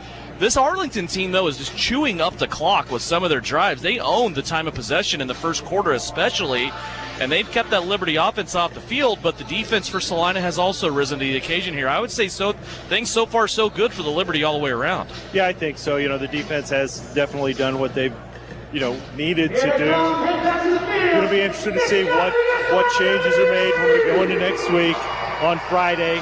Defensively, add some of those bodies to it. Offensively, though, the concern still, at least to me, that interchange from center to quarterback. Still haven't seen this level of consistency with those snaps that I think we have to see as we move on into the season, into CIF action. Very good point. 28-3 score at halftime. Russ, your thoughts on the first 2 quarters of play? Solid first quarter to get the game started. Tracy Brooks did what we expected him to do. like Brian said, the quarterback or center to quarterback exchange, a couple on and off the snaps, and just something you got to clean up. It's why we got this game for Salina to clean that up. And you mentioned turnovers, nothing big. I had Arlington with 2 turnovers and 1 turnover on downs, and Salina obviously has none. And big, talking to this game about Jimmy Allen and his extra points, Coach brought in a couple kickers and said the pressure's on, and Jimmy's rose to the occasion, 4 for 4. And third downs, like we said, Arlington 3 for 6 on third down, Salina 3 for 4. So be interesting to see here to start the second half what Salina goes to on offense. Salina has put up 21 unanswered points so far after that field goal from Arlington, and they lead it 28-3 here at the break. As we look in on the other games going on right now in Champions Indoor Football, it's a game between Sioux City and also a team from Sioux Falls. Right now the Bandits of Sioux City lead that game 12-0. And as we peek in on the expansion franchise in Gillette, Wyoming, that game just getting underway as they're here in Mountain Time at 7 o'clock right now in Gillette, Wyoming. And they are just getting underway in that contest, so no score as of yet. Salina Liberty's Kickoff Classic brought to you by Mead Lumber, where we make every aspiration doable. Mead Lumber, 707 North Broadway in Salina. Probably a lot of guys in and out of the lineups, I would suspect, here in this second half for the Salina Liberty. Coach O'Neill told us that he plans on a long night with him and his coaching staff making some cuts. As we said, they came into this game with 29 guys. Your game day roster is 21. You can hold 25 altogether. So there's quite a bit of work to do when you count for the 6 or 7 guys that aren't suited up tonight that we know are going to make the team. That'll put the full roster right now for Salina at about 35 or 36. They're going to have to cut things back pretty good as we go towards the game on Friday against the Wichita Force. Arlington kicks off. It's going to be taken back at the 3-yard line by the Liberty, now out to the 10, 15, 20. Look out, here we go the other way. Charles Arnold is going to house this kick all the way down to the wall, and he had one cut to make, and it was over. Yeah, real impressive there with the first time we've really got to see the return team get it with the first kickoff they had going over the wall, and then on that one after the field goal doing the same thing. So, a couple key blocks there in the middle. He fumbled the ball a little bit about the 5-yard line, scooped it up with his left hand, and like you said, it just parted, and he had one cut to beat the kicker, and it was off to the races there. Ryan, not a lot of action there. As Russ said, though, that play was blocked extremely well by the Liberty return team, as now we await Jimmy Allen's 5th extra point attempt. Yeah, that play kind of looked like it probably around the 20-yard line or so on the far end is when it really started to take shape. Here's the placement down. Tracy Brooks. Jimmy Allen's kick is up, and it is once again perfect. Jimmy Allen now 5 of 5, and the Liberty out to a 35-3 lead. I'm going to go ahead and just make this nomination right now. We don't need a media timeout quite yet. No, I wouldn't say yet. Let's just keep it going. Good crowd, too, tonight at Slopes. All the fans that come out at Tony's Pizza Event Center. I mean, when you get down to the nuts and bolts of this thing, you can have the best coach in the world, you can have the best players, but you got to have butts in the seats. And people of Salina, they came out to support the Liberty tonight. Hope this crowd keeps building, as I expect it should. I mean, we have a really, really good contest to look forward to on Friday night against Wichita. Come on out, enjoy some football on Friday night, and then get your weekend started the next morning. Tickets are very inexpensive for family fun. $10 they start for adults. Kids tickets are always $5 for Liberty football, and that's coming up Friday night, a 6:35 kick. And doors will open at 5:30 on Friday for the Liberty and the Force. Coming up on a quick turnaround for this Liberty team. Yeah, quick turnaround. It's live sports. I know you and I have been talking all week leading up to this, and it's just good to be back, good to be playing football here in Salina, and so far Salina Liberty off to a great start. Yeah, 35-3. As Jimmy Allen is ready to kick it away. Working left to right here, he will have a new return man to kick to for the Arlington Longhorns. And right through the hands of that new return man, Andreas Kendall, and now he is scrambling for some space, and he will make it to the 5-yard line, where he is brought down there by a bunch of Liberty players. Looks like one of the first guys in there was Charles Arnold. So we got it done on both coverage and return team. Yeah, and special teams so far, Brian, have held this thing together. Yeah, they have. I'm wondering at what point, and we may have reached that, to where Arlington is just kind of realizing, you know what, we had a long trip up here, and we are starting to get outmanned. And the desperation mode might set in. I still, one thing that I was really impressed with in the first half was the quarterback, Lauren Morales. Had some time with it. I don't know how much, but he's listed as being, formerly with the Texas Revolution. He's very calm and collected in the pocket and is very used to this indoor game against CIF-style competition. Morales will come back out. He will anchor this Longhorn offense again as they start out at their own 5-yard line, trailing 35-3. Morales will send a receiver in motion. It's a solo on the left-hand side. Pitch that way, almost blown up, and it is. Shaq Bradford got in there first. He made the initial hit, and then Oscar Scott came in and finished him off. And we have an offensive lineman down hurt for the Arlington Longhorns. As that play, the running back able to pinball off of Bradford to begin with, Russ, but then Oscar Scott was a heat-seeking missile coming out of that linebacker spot, and he finished him off. It'll be a loss of 2 on the play. Yeah, that play started with Shaq Barrett blowing up the left guard there, and Oscar Scott, coming in to finish it off against the wall there, and just hope this offensive lineman here will be all right to get off the field.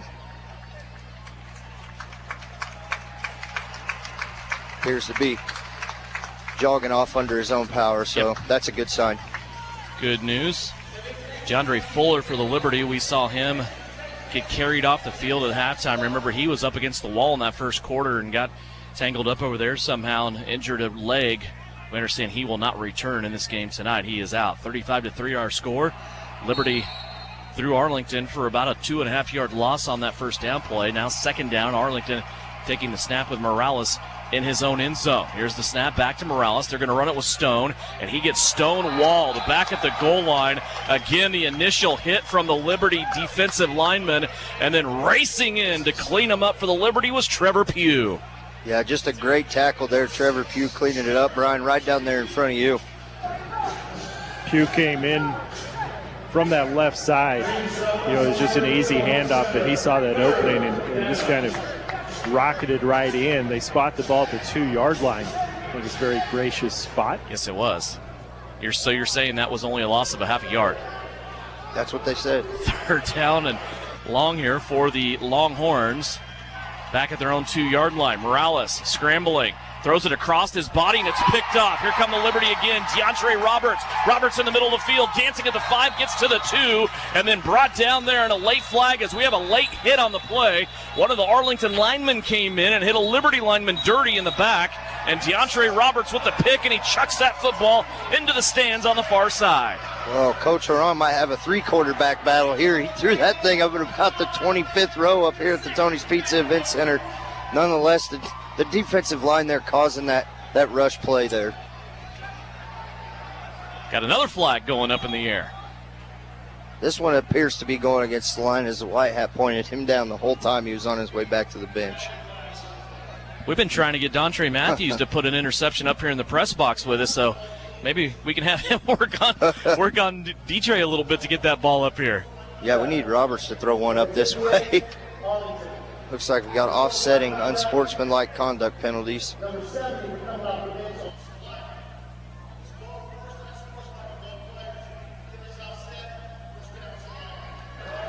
So basically an unsportsmanlike conduct penalty on the late hit there for the Arlington lineman. And then they put an unsportsmanlike conduct penalty on Kelvin McCoy, who came off the bench for Salina. Kelvin wasn't out there to do anything bad. He was out there probably just to make friends more than anything. But he did come off the bench, and he's not in the game. So that is going to be a penalty, and that will keep those offsetting. Salina Liberty at the end of all that, after the interception from DeAndre Roberts, will take over with their offense, knocking on the door, 1st and goal at the 2-yard line. Mitch Kidd back in there at quarterback, threw a touchdown to end the first half. He's going to pitch it out left-hand side, and this will be a play that goes nowhere as Charles Arnold was thrown up against the wall. It'll be a 2.5-yard loss back to the 5. Yeah, and now another flag.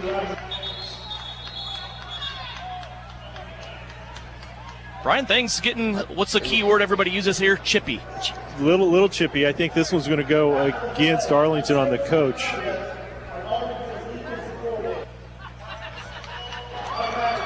I mean, it's kind of like Whitehead right now. It's like Oprah. It's like, you get a flag, you get a flag.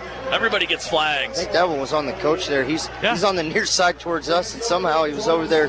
I think he was just trying to ask Ron O'Neill what play he was going to run next, but he was clear across the field. Might have been asking Coach O for his playbook. Yeah, and guys, we need to check that personal foul, unsportsmanlike against Kelvin McCoy. I think it was not on McCoy, it was on Dabo. Debo. Yeah, especially on Debo. That's why he wanted his ghost name to be used tonight, I There bet. you go. 35-3. Here is two guys in motion for the Liberty. Kid back to throw. Comes to the right-hand side. That one's way too high and hot, and it goes out of bounds. That will bring up second down now. Actually, should be third down, I think, for Salina, unless I think the penalty gave him first down, didn't it? I think that penalty gave him first down, so second down here. That come out hot to the corner of the end zone.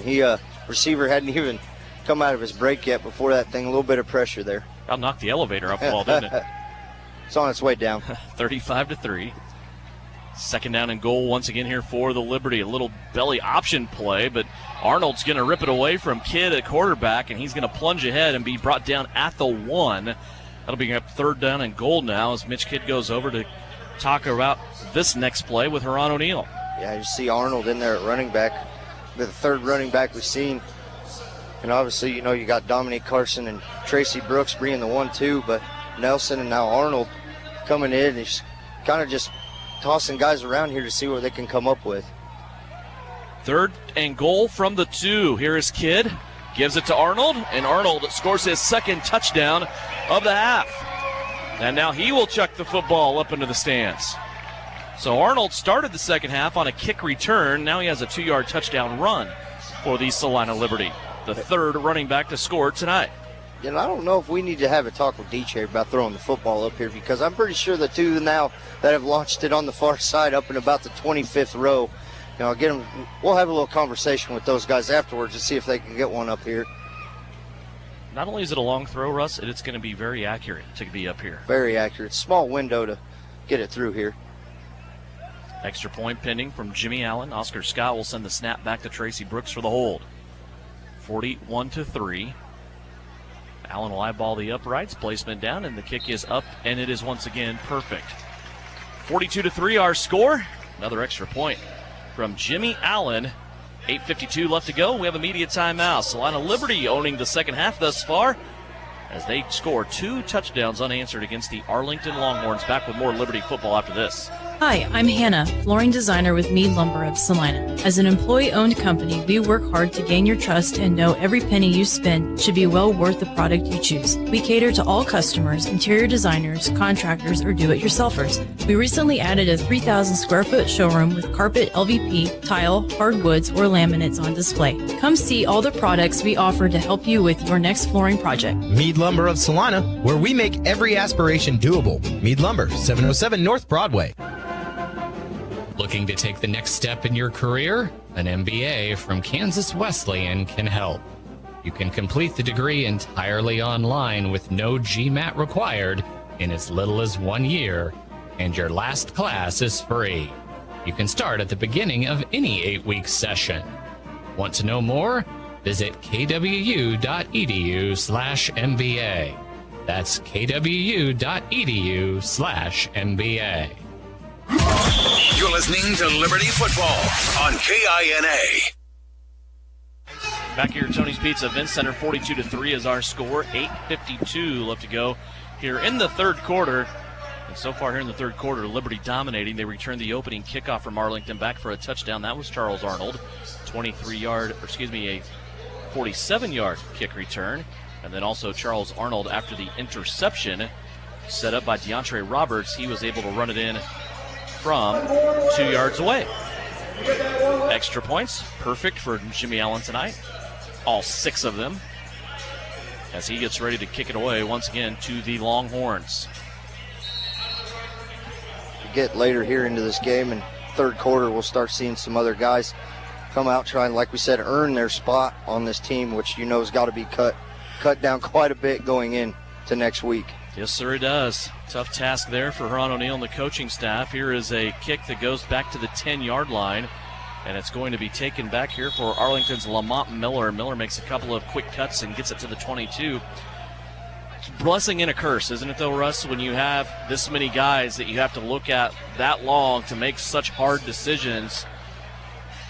That's the blessing part of it, that you can have the ability, like Ron O'Neal and this coaching staff, to bring that talent in. And we fully expect the guys that do not make this team to show up later on down the road playing on other teams in the league. And that was something that Coach mentioned to us when we were talking. You know, I get all these guys in here, and, yeah, it's a blessing, but the curse behind it is, you know, the ones that don't make the roster more than likely will be picked up on a team that the Liberty will see later down the line. He doesn't have tryouts. No tryouts. Never seen the Liberty advertise for a tryout since Coach O'Neal came into town. There's a reason for that. Yes, sir. 22-yard line is the start for the Arlington Longhorn offense as they send a receiver in motion. He will join two more receivers on the right-hand side, where all three will stack over there. Morales had a trick knee play there where he fell down in the middle of the field. I'm not sure what happened there. Maybe got caught up on the decal as he kicks the decal around a little bit. That pass was complete and ends up going for a 2-yard gain. Yeah, that seems about the only time he can get it out is one-step drop and get rid of it, because the defensive line getting so much pressure on him, having to scramble all over. Brian, we've seen this defensive line kind of scramble all over the place. We've seen the guys that play ends move to the middle and the guys that play middle move to the ends, and there's really no set position for these guys. But, man, they're doing such a great job. Yeah, they just keep coming after you no matter where they start from. There's a stacked three-receiver screen on the left-hand side, and this play goes absolutely nowhere. And, again, we see the young man named Trevor Pugh come in and just wreck that play. Yeah, he's a downhill runner and hitter, and that's the second or third time now we've seen him just lay the stick. As soon as the wide receiver makes a plant to go, he doesn't go with the juke and just finishes him right where he's at. No gain on that play. Will bring up 3rd down and 7 at the 25-yard line. Arlington trying to pick up a 3rd down conversion here. Two receivers on each side. We'll see where they end up when they go in motion. Here comes Leslie Stone. He'll put his perch back in the backfield. Now a receiver in motion on the left. Morales back to pass. Has some time this play. He's going to unleash it towards the end zone, and a jump ball is caught, and a touchdown scored. Arlington with their first touchdown of the night, and the target on that play for Arlington, I'm not sure. I didn't see who. It's number 8, who is not on the roster. But you give Morales credit there. We haven't seen him have time at all tonight, having to scramble. Gave him time right there in the pocket, stepped up and just threw a dart and made a great play to the wide receiver in the corner of the end zone. We'd love to give credit to whoever number 8 is, but after going over the roster with the coaching staff from Arlington before the game, that number was not on there. We weren't given another number 8, so we're just going to round it up, give it to number 9. Yeah, who is also in the area. Here's an extra point that's blocked. The Liberty came in and they blocked it. Now that ball is loose and it's a race for the football. Still scrambling for the football. It's going to be picked up and it's going to be housed. In there with the block to begin with was Shaq Bradford, and then picking it up. Just short. Brayshawn Stewart just short of the goal line. Well, they're going to talk about it here, but it sure did look like he got to the wall before he got to the end zone. Yeah, I think he went down just at the 1-yard line. Still an exciting play that raised the excitement of this crowd here at Tony's Pizza Event Center. That ball just kept rolling and rolling and rolling. I do believe I just heard them say we're going to go to number 2 review of the night. Those magic words. I don't. This should be a quick review, just from the standpoint he came down and honestly, he got pulled down from behind and is in an awkward position, and both knees kind of buckled up right around just inside the 1-yard line, probably the half-yard line, but didn't break the plane whatsoever. I didn't see who came in to actually initiated the block. Yeah, I wasn't sure who came in either, but nonetheless, he came clearly untouched around the Arlington left side there and just hit him right between the numbers. And what's not helping the promptness of this video review was the White Hat has not even been able to leave the field yet because the Arlington bench has been taking up all of his time. And he just now is getting off the field to go to the video review. I kind of agree with Brian. This should be a quick one, you would think, with hitting the board over there at first and trying to check some other scores here while we got this timeout. The Wyoming game, which I personally am interested in with the expansion team new to the league, nobody really knows anything about. Their pregame is extremely long up there in Wyoming. Supposed to kick off at 7 o'clock Mountain Time, 25 minutes after 7, and there's still no kickoff yet. Ouch. Well, with that going on, starting an hour later, and all the promptness of this game, Sioux City might beat us all done. Wichita might be on the bus on the way here by this review. Again, all these games that are against opponents that are not that familiar, like this Arlington Longhorn team, these are games that are sanctioned by the Champions Indoor Football League, but they're not going to be used towards final standings as far as who makes the playoffs. At the end of this season, we'll have 4 teams make the playoffs, and if it comes down to a tiebreaker, these games will not be used. Let's go down on the field. Here's Brian Berner. He's going to do something productive. Hey, well, yeah, something productive. Well, we're in this booth review. We got McKendrick Harper here, and hey, K-Hop, one thing here, sitting out this game, how tough is that? Man, very tough. Just playing back in Wichita, I've never played a preseason game, so I was kind of looking forward to it, but also it's great to see these young guys get out here, man, and just get their feet wet, so I'm very excited about that. That was one thing that I was going to ask you about. After, the first series, it seemed like you called the D-backs over, yourself and Isaiah, to kind of talk to them a little bit. What's your impression of this group right now that you've got? I mean, these rookies, they're looking good, man. I'm very excited for the future for these guys. They can really play some ball, Every time they come out the field, I like to get a little huddle in, get the guys, just see what they're seeing on the field so I can help them out. What do you think of that defensive unit? I look over here, Rusty Becker. I mean, have a guy like that up front, that's tremendous. Man, he has a motor. He's an animal. I'm excited to play with this guy next Friday, so it's going to be a lot of fun. Is it, when it's going against the Wichita Force, does it have any little bit more initiative, a little want to there? I mean, to be honest, not really. Just another game on the schedule, so I'm very excited, to get back out there and play against those guys next week.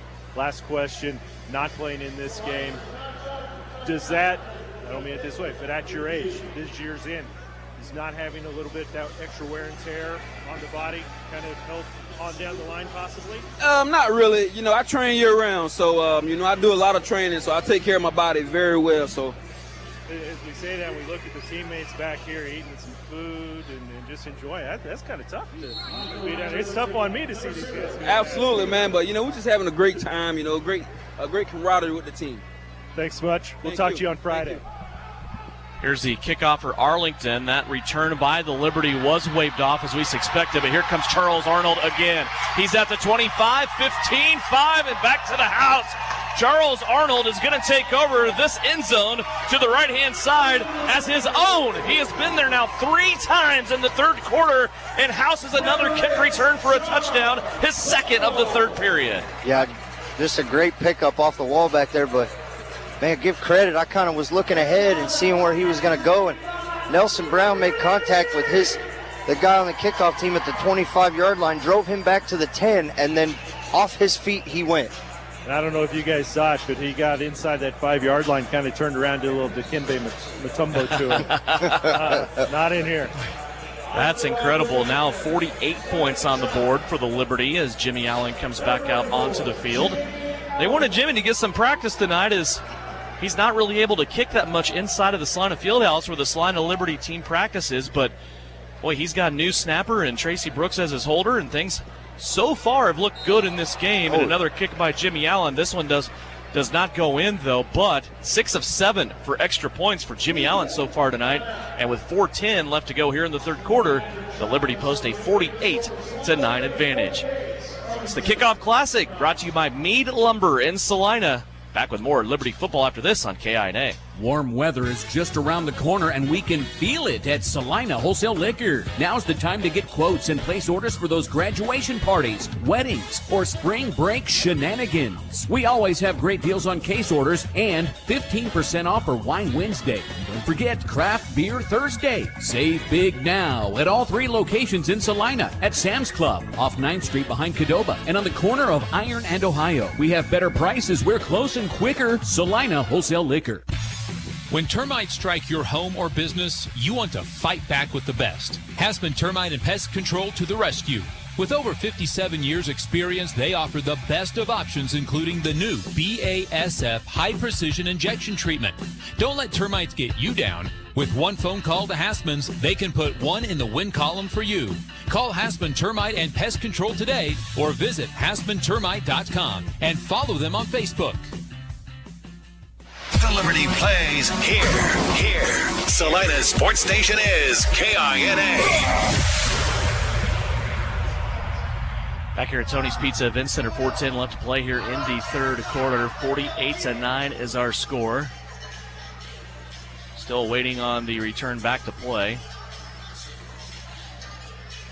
Other games going on tonight in Champions Indoor Football. We talked about a couple of contests, one with the Sioux City Bandits, also one with the expansion team in Gillette, Wyoming. That is going on. We got to make that road trip this year. Should be interesting. First time going up there. Game date April 17th. That'll be the first road game for the Salina Liberty in this 2021 season. First 3 games at home. Other than that Wyoming game, 4 of the first 5 at home. So if you're interested in watching this Liberty team compete, get on out here early in the season and support them, because they're going to disappear for about a month to make up for all these home games with road games. So you won't be able to see them all the time. Brian, who you got down there now? Is that Mr. Liberty I see? It is Mr. Liberty, and I don't know if he's going to know I'm going to put a microphone in his face or not, but Isaiah Barfield's standing beside me, so we might as well ask Isaiah how the offseason has been going. We watch you train all the time, so there's really not been any off time. How do you feel going into this year? Feel really good. Feel young. That's something that doesn't happen to everybody, but I actually feel pretty darn good. Well, for those people that might be on social media, when you say you feel young, I happened to see a picture yesterday, and you did look young.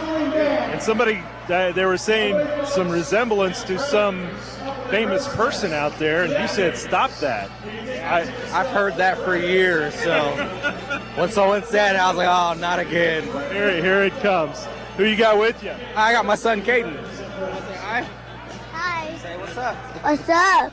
There you go. He's the biggest. We've kind of had a fun time watching this little guy grow up the last few seasons and everything. So what's your thoughts on this defensive unit right now? Oh, we're solid. Very, very solid. We'll have a couple new guys come in and make big plays, but our defense is stacked and we're ready to go. Devin, back up to you. Thank you very much, Brian. Down there on the field with Isaiah Barfield, one of the guys that he's the OG of indoor football here in Salina. He's been here since day one. He went through Bombers, went through the bad Liberty years, went through the good Liberty years, and he's still here. And that's one of those guys that desperately wants one of those rings, and I think we want it for him more than anything else. 3:43 left to go here, third quarter. Salina's kickoff will put the Arlington Longhorns back here at about the 11-yard line where they will start out. It's 48-9. Arlington did get a touchdown. Then they had to kick off, though, to Charles Arnold, who took it to the house for the second time here in this third quarter. Arnold has 3 touchdowns total here in this third quarter with 3:23 left to go. Special teams are playing a big part. You talked about Jimmy Allen being 6 for 7 on extra points, and not only returning kicks for touchdowns, but also keeping the Longhorns inside their 15 for almost all their kickoffs that they've had so far. So be in good field position for their defense to step up and play. We have not seen Arlington's offense break the 20-yard line very much in this game. So that's one thing, too. They've dominated time of possession, I know, but they have not been able to get inside of that 20-yard line very often. Play clock all the way down to 5. They're going to sneak it in here to an offensive lineman on a little bit of a trick play. Remember, on every play, one of those offensive linemen is always eligible for something like that, and this is going to be a quick handoff inside to Tristan Griffin, and he's going to be tackled. Actually, he's lining up a running back, isn't he? He lined up a running back that play, so it kind of threw me off a little bit there. There you go. Griffin, one of those guys that spent some time with the Texas Revolution when they were still functioning in Dallas.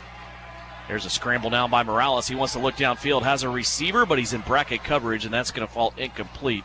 Intended receiver on that play for the Longhorns was Lamont Miller. Clock now down to 2 minutes left to play here in the third. You wonder if they bring that extra offensive lineman in at running back more to help with protection, because we've seen the quarterback running around scrambling a lot, a lot of yards scrambling behind the backfield. But like you said, when he gets time, he can make plays. Yeah, absolutely. 3rd down and 9 for the Longhorns. They need to get out past the 21 to keep this drive alive here and move the chains. They got 2 downs to do it. 2 receivers on the right-hand side in motion. Morales fakes the handoff. He's going to be tackled from behind and sacked.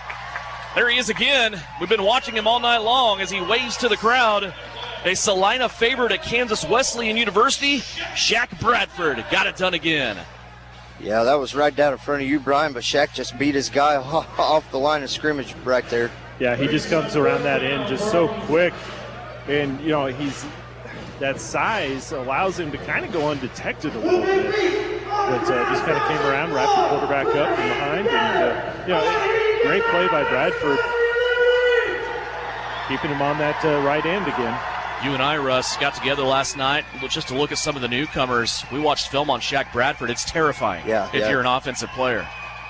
48-9. Here's a big 4th down now for Arlington. Morales back on his own goal line. Spins out of a would-be safety. Finds a receiver complete on the left-hand side. They're going to have a 1st down. Arlington spins this out all the way to almost the midfield stripe. And there's the big guy, Tristan Griffin, Mr. 94, out there catching that screenplay and making a 1st down out of it. How about them soft hands? Kind of fumbled it and let it fall right back into him. I saw him scrambling and throwing the ball. I'm like, oh, he's throwing it to the big guy.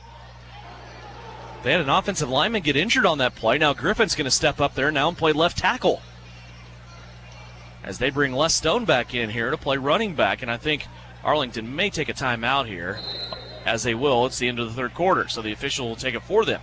End of 3. Arlington with a 1st down at midfield when we come back. Hi, I'm Hannah, flooring designer with Mead Lumber of Salina. As an employee-owned company, we work hard to gain your trust and know every penny you spend should be well worth the product you choose. We cater to all customers, interior designers, contractors, or do-it-yourselfers. We recently added a 3,000 square foot showroom with carpet, LVP, tile, hardwoods, or laminates on display. Come see all the products we offer to help you with your next flooring project. Mead Lumber of Salina, where we make every aspiration doable. Mead Lumber, 707 North Broadway. While there are many reasons to visit the beautiful community of Marquette, Kansas, Smoky Valley Distillery offers a new one. Made with the finest Kansas ingredients, including the refreshing sandstone filtered water of the nearby Kiowa Aquifer, these handcrafted spirits capture the heart and soul of central Kansas and a taste of the Smoky Valley. Ask your local liquor store for Smoky Valley Distillery's Kansas-born products today. You're listening to Salina Liberty Football on KINA Sports. Back to action. 1st down for the Arlington Longhorns, now working towards the other end zone at the switch of field. They didn't have to go very far. It went from one 24-yard line, 2 yards to the other 24-yard line, and a give to Leslie Stone right up the gut will attain about 3 yards, and that'll bring up 2nd down and 7. 3rd quarter, Russ, that was the Charles Arnold show. Yeah, Charles Arnold just kind of taking over everything there, from returning kicks, running touchdowns. I mean, just a great 3rd quarter in general by the whole Liberty team. 2nd down and 8 here for the Longhorns. Snap back to Morales. Morales looking left. Now he wants to step up in the pocket, and there it is again. Shaq Bradford.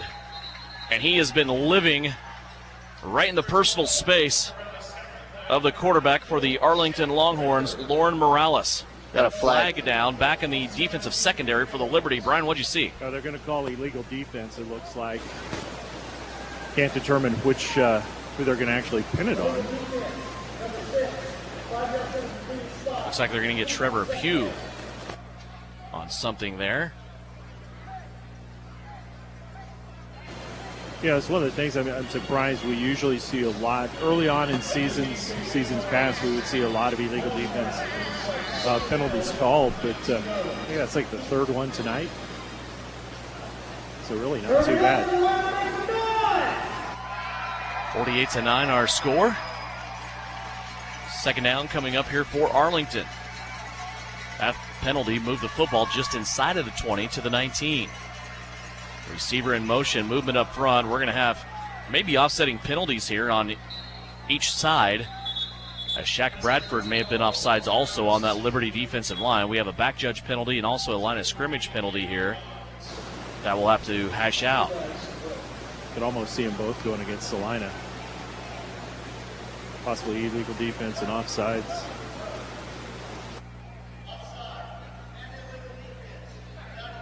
Rush, what'd you see? I saw the white hat just say offsides and illegal defense. So I'm not sure if both penalties get accepted. It appears to be just 5 yards, but then again, it's enough for a Longhorn first down and ball on just inside the 15 at the 14-yard line. Be interesting to see here if Salina's defense can go ahead and stop them from, this is about the deepest we've seen Arlington inside of Salina territory. It'll be interesting to see what the coach draws up here for the defense. First down for Arlington. They go with a set now, 2 receivers on the left-hand side. Now a receiver comes underneath the formation. They drop the football, and it's going to be picked up by the Liberty. Nope. Oh, maybe not. Morales got in there and got it back. Kind of squirted out there right at the end. Boy, how did the recovery not happen there for Eddie Hamilton? It looked like he was the only one in the neighborhood that could have recovered that football. And then all of a sudden we see Morales come in and pick it up. So I call out the defense there, and not really the defense is going by the center quarterback exchange there. Another low snap, but nonetheless, just pushing back about a 6-7 yard loss here to bring up a long second down. 48-9, still our score. Clock continues to run here now, about 12.5 minutes left to go. Arlington comes back to the line of scrimmage here. It's second down at the 21-yard line. In Salina territory. They've been held to just 1 touchdown here in this game. That came in the third quarter. Morales, little screenplay out to Leslie Stone. Stone will take it back to the original line of scrimmage and then to the 13-yard line where he is brought down against the far side wall. The line of scrimmage now will be at the 12. About the most successful play, the pass play the Longhorns have is just to get it and quick snap out. So big third down here inside the 15-yard line for the Liberty. 11:35 left to go, 48-9. There's the fake of the handoff. Morales just ducked around. He would be sacked by Oscar Scott, but now Scott coming back at it. Still can't get him. Morales still running, diving for the goal line, and he comes up with a touchdown. Morales all the way down from 13-yard line. Poor Oscar Scott thought he had him in the rights 2 different times, and he just could not bring down the shifty quarterback for the Longhorns. And Morales scores the second touchdown of the night for Arlington's offense. And Oscar Scott came in untouched from that linebacker spot, and I think it surprised him just as much as it did the quarterback that he got back there and missed him, went down, got up, and still almost ran him down at the 15-yard line. 10:53 left to go. Now the 2-point conversion going to be attempted here by Morales. Guy in motion underneath. Stone doesn't get the football, and a pass to the corner of the end zone. And the 2-point conversion is good. 48-17 is our score. 10:39 left to play. We're in the fourth quarter. Liberty still up big. About 10.5 minutes left to go. We'll take a timeout. More Liberty football coming your way here on KINA.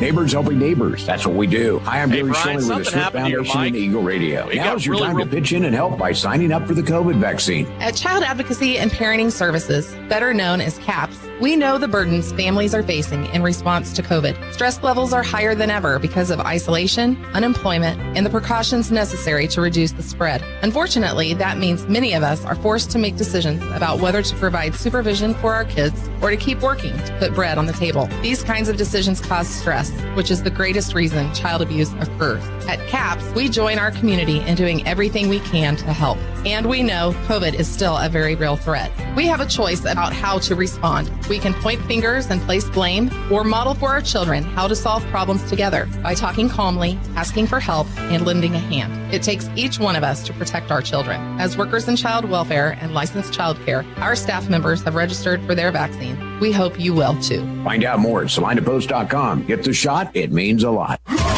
You're listening to Liberty Football on KINA. 10:39 left to go. Fourth quarter, Salina Liberty season opener. They lead the Arlington Longhorns 48-17. Angel Metal ready to kick it off here to the Salina Liberty. High kick up near the rafters at Tony's Pizza Event Center. Charles Arnold trying to chase this one down. Takes a weird bounce on him. He's able to get it at the 5, but runs into the wall and then has to twist and turn, find his way out to the 10-yard line. That might be the only way you keep Charles Arnold out of the end zone. Yeah, it looked like he might have judged it that it was going to either hit the rafters here at the Tony's Pizza Event Center or go over the wall, because he didn't really move from the center of the field to go kind of run it down. But like you said, that might be the only way to keep him out of the end zone. So we'll get to see the Liberty offense come out here and take the field. They haven't been on the field a lot tonight. This is a Liberty offense that when they have been on the field, it's been quick strikes. They really only had one, maybe two sustained drives where they were able to go down the field and keep a time of possession with around a couple of minutes. Other than that, it's been 1-yard touchdown runs or passes. And this will be Mitch Kidd coming out here for the Liberty. Mitch Kidd getting a lot of the snaps tonight. We noticed Coach was going to run both, but we see Mitch getting a lot of snaps. Two receivers on the left-hand side in motion. They're going to pitch it out here to the running back, Nelson Brown. Brown will fight his way to the 14-yard line, pick up a gain of 4 on first down. That'll bring up second down at 6. Nothing flashy there, just a quick little pitch out. Nelson put his head down and go and get 4 yards. Brian, I know we've talked about this a lot in previous seasons. Short yardage situations. Liberty have had trouble with those in the past. You keep somebody like Nelson Brown on the roster to either give him the ball or have a lead blocker? I think that would be a good idea, because on some of those short yardage, having somebody big lead that way could be definitely beneficial. Here's Kidd now taking a low snap. He has to get away with a couple of defenders. Now he's off and running. This is the first time we've seen the wheels of Mitch Kidd, and he's going to take it all the way across midfield into Arlington territory at the 20-yard line. Nice scramble play there on a bad snap for Mitch Kidd. Yeah, and it's kind of like the same thing for Arlington's quarterback when he drops back or bad snap, picks it up the middle of the field, just kind of opens right up for him, and Mitch Kidd with a good run down the middle of the field. First down here for the Liberty at the 20-yard line. 8:20 left to go in the fourth quarter. Arlington still working here on offense. Two receivers on the left-hand side, and another snap dropped by the Liberty. Guys, this has been a problem all game long, and that's not a bad snap, Russ. We keep saying bad snaps, but they're not always bad snaps. There's been some snaps dropped just like that one. Yeah, that one clearly got him right in the hands. Yeah, it was a little low, but at this level, you got to be able to pull that thing in. And the first turnover I have for Salina tonight. Yep. So once again, it puts their defense in a position. 8:08 left to go now. We'll switch the ball possession back over to the Arlington Longhorns, and the Liberty defense will be summoned on once again. Got two Arlington players over here wanting to know who's going to go out. And they just toss helmets back around, say, here, you take it, and you go out there. Again, a chance for us to remind you, Liberty will have a quick turnaround. Back in action. 6 days. Friday night. We'll be back here at Tony's Pizza Event Center. The Wichita Force will come to town, and we'll get real serious about league standings and league games then. Yeah, and have a better look at things and how this Liberty team stacks up. Obviously, they kind of outman this Arlington team. You know, early it was close, but it's kind of going how we expected it to go. But, you know, everybody get out. Get your tickets at the Tony's Pizza Event Center. You're going to want to be here with the I-35 rivalry of Salina and Wichita, and it's always a good game. It's a great atmosphere, not only for you to enjoy, but bring your kids. Yeah. Kids enjoy this. My kids are out there and they're having a blast. I mean, it's $5. You know, kids' tickets always start at $5. Bring your kids out. Bring the whole family. Bring mom and dad, grandma and grandpa. Fill the seats here. This Arlington team will play several CIF teams throughout the season. They'll actually play the Wichita Force on April 19th. They also have dates with Amarillo Venom and the Texas Warbirds.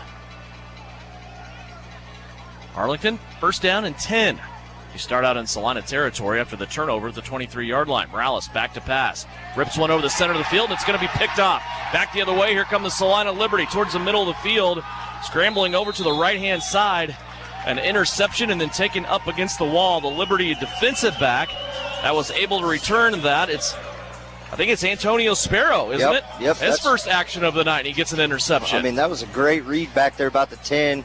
8-10 yard line, just kind of dropped back into coverage, saw the quarterback scramble up, stepped up left his wide receiver and just picked it right out of the air, was right there against the wall, and then made a good return out to about the 23-yard line. Talking about big Tristan Griffin earlier, playing running back and then stepping into left offensive tackle. He's out there now playing defensive end, so he's kind of the Swiss Army knife of this Arlington team. 7 minutes left to play. Don't forget, we'll have the Ryan Roofing postgame show coming up after the game. We'll get comments from Huron O'Neill, maybe grab a player, and their comments of this first game here for the Salina Liberty. Kidd unloads the football over to the right-hand side. Again, it is Charles Arnold, and Arnold streaking down the right-hand sideline, nearly got it into the end zone. He's brought down at the 2, and there, I think, for the first time, we saw on the kickoffs a little bit, but we really saw the speed of Charles Arnold on that play. I mean, give it to Kidd for holding in there. He took a shot, and just about a 3-yard gain, and then the whole right side of the field wide open, and he just hit the accelerator, turned the gas on, and, outran the guy who had what would be a perfect angle on somebody else. 6:15 left to go. Liberty knocking on the door. They have a first down and goal to go situation. Ball sitting at the 2. Gonna call his number here again in the backfield, I have a feeling. Mitch Kidd puts 2 guys in motion. This play is going to be blown dead. A flag over on the left-hand side of the offensive formation for the Liberty. The officials will confer here and see what the call is. Timeout, Arlington. So we'll keep it right here. It's just a 30-second timeout. First one of the half for Arlington. 2 more timeouts remaining for them. Salina Liberty have all 3 timeouts remaining. Brian, your thoughts on how this league is going to stack up? I know we always have to have Sioux City in the mix. I know Salina has to be in the mix. Who else? Well, I think you've got to look potentially at Omaha. Always be a little nervous about what they might pull out. And to me, my sleeper might be the Flying Aces down in Oklahoma. Oh, okay. Richard Davis, head coach, GM down there. Spent some time in Bismarck. Here's a scramble by Mitch Kidd. Throws it back across his body. That's probably going to be not advised to do all the time, as it was off a Liberty receiver's gloves and knocked out of the air by Arlington. Looks like we're going to have a hold here, possibly. Yes, it is a hold on Salina. And another snap that I don't know if they're bad or he can't handle, but it just looks, and I talked to Brian about this before the game when they were warming up, that it just looks slow from the ball getting from the center back to the quarterback. It's just kind of like a knuckleball just floating there in the air. Nonetheless, a holding penalty here brings it back 10 yards, and Salina will have, appears to be first and goal from the 12. Yeah, from the 12-yard line here. So the clock continues to run. 5:30 left to go here in this fourth quarter. 48-17 is our score. Salina in control of this one, but right now things are about looking sharp and making sure everybody is doing their best to make the squad. Here's a pitch out to Charles Arnold, and he is going to be stopped at the line of scrimmage for no gain. Ball remains at the 15-yard line where it's now second goal. Actually, no, he lost about 3 yards, didn't he? Might have been the first play Arnold has where he has not got positive yards out of it. Good read on the defense there to just kind of strung it out past the numbers, and really Arnold had nowhere to go. Second down and goal now from the 16. Kidd sends 2 receivers in motion. Mitch back to pass. Under pressure. 2 defensive linemen coming out at him, and he's going to get knocked down, and a flag will be thrown here, as Mitch Kidd was taken down after the pass. The Swiss Army knife got him there, but I think he got him a little late there. And they are going to say personal foul, roughing the passer. And that'll be an automatic first down. So that will keep the Liberty from facing a third down and long. Move them closer to the goal line and give them a new set of downs. Clock continues to run with 4.5 left to go. First and goal from the 8. Interesting to see here for Salina. They're kind of, let's say the wheels are kind of getting shaky on this drive here. It's really the first time we've seen Salina rattled per se at all tonight. Kidd remains in there at quarterback. Charles Arnold on his right hip. Two receivers on the left-hand side, now making a total of 3. Kidd rips one over the middle, and he has a receiver. It's caught for a touchdown. Dace Schumann gets a touchdown from Mitch Kidd, his second passing touchdown of the day. And that looked a little too easy, did it not? Yeah, just an excellent route there by Schumann, just planting that left foot in the ground and cutting right up the middle. The defender really, he didn't even have a chance right there to stay with him, just got off the line quick. Good job by the running back picking up the middle linebacker blitz there. He was coming in hot. So Dacian Schumann with his first touchdown reception of the season. Jimmy Allen will come on for the extra point. 54 points now on the board for the Liberty. 4 minutes left to play. Tracy Brooks making sure his kicker is set and ready to go. Gets the nod. Now Tracy will turn and ask for the snap from Oscar Scott. Snap is back. Kick is up, and it is good. 4 minutes left to go. Liberty tack on another touchdown. It's Mitch Kidd to Dacian Schumann for a touchdown. 55-17 our score. Back with more Liberty football after this on KINA. When termites strike your home or business, you want to fight back with the best. Hasman Termite and Pest Control to the rescue. With over 57 years experience, they offer the best of options, including the new BASF High Precision Injection Treatment. Don't let termites get you down. With one phone call to Hasman's, they can put one in the win column for you. Call Hasman Termite and Pest Control today or visit HasmanTermite.com and follow them on Facebook. The name is JJ Lawn Care, but don't let the name fool you. It's not just lawns they care about, it's their customers. JJ Lawn Care is a locally owned business that works with people in and around Salina on more than just lawns. The spring season is here, and now's the time to act for a healthy, lush lawn. Call now for a free estimate on a 4 or 6 step program. Let JJ Lawn Care come to the rescue for your fescue. Give them a call today, 820-7728. JJ Lawn Care, caring for more than just your lawn. Liberty plays here. Salina's sports station is KINA. June 26th here at Tony's Pizza Event Center, the toughest monster truck tour returns. They were not here last year. Nobody was here last year. Exactly. That's exactly right. And you might look at this arena and say, well, it's too small for monster trucks, but I'm telling you what. They put on a great show. Kelly and the gang at the toughest monster truck tour, when they come in here, man, they will rip the roof out of this place. It is really awesome, and most of the time, I think every single time they've been here, they bring the king of the monster trucks with them, and that's Bigfoot. So you want to make sure you get your tickets for that. That's coming up June 26th. It's a summer show this year here at Tony's Pizza Event Center with the toughest monster truck tour. Here's a big return by Arlington. And it's going to be Richard Atkins who brings it all the way down on the other end of the field to the 7-yard line. He was almost brought down by his own guy, wasn't he? We're going to have a flag back at the other end anyway. I think he was brought down by number 9, Lamont Miller, but I think the credit on that tackle might go on Jimmy Allen.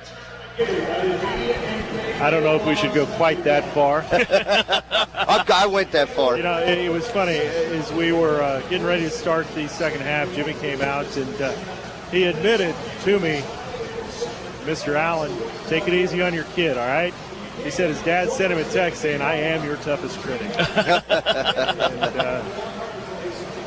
And, Jimmy takes a lot of pride in his family, his dad and his brother, and it's a situation that they've raised a good kid, and we'll keep him in check down here. That's right.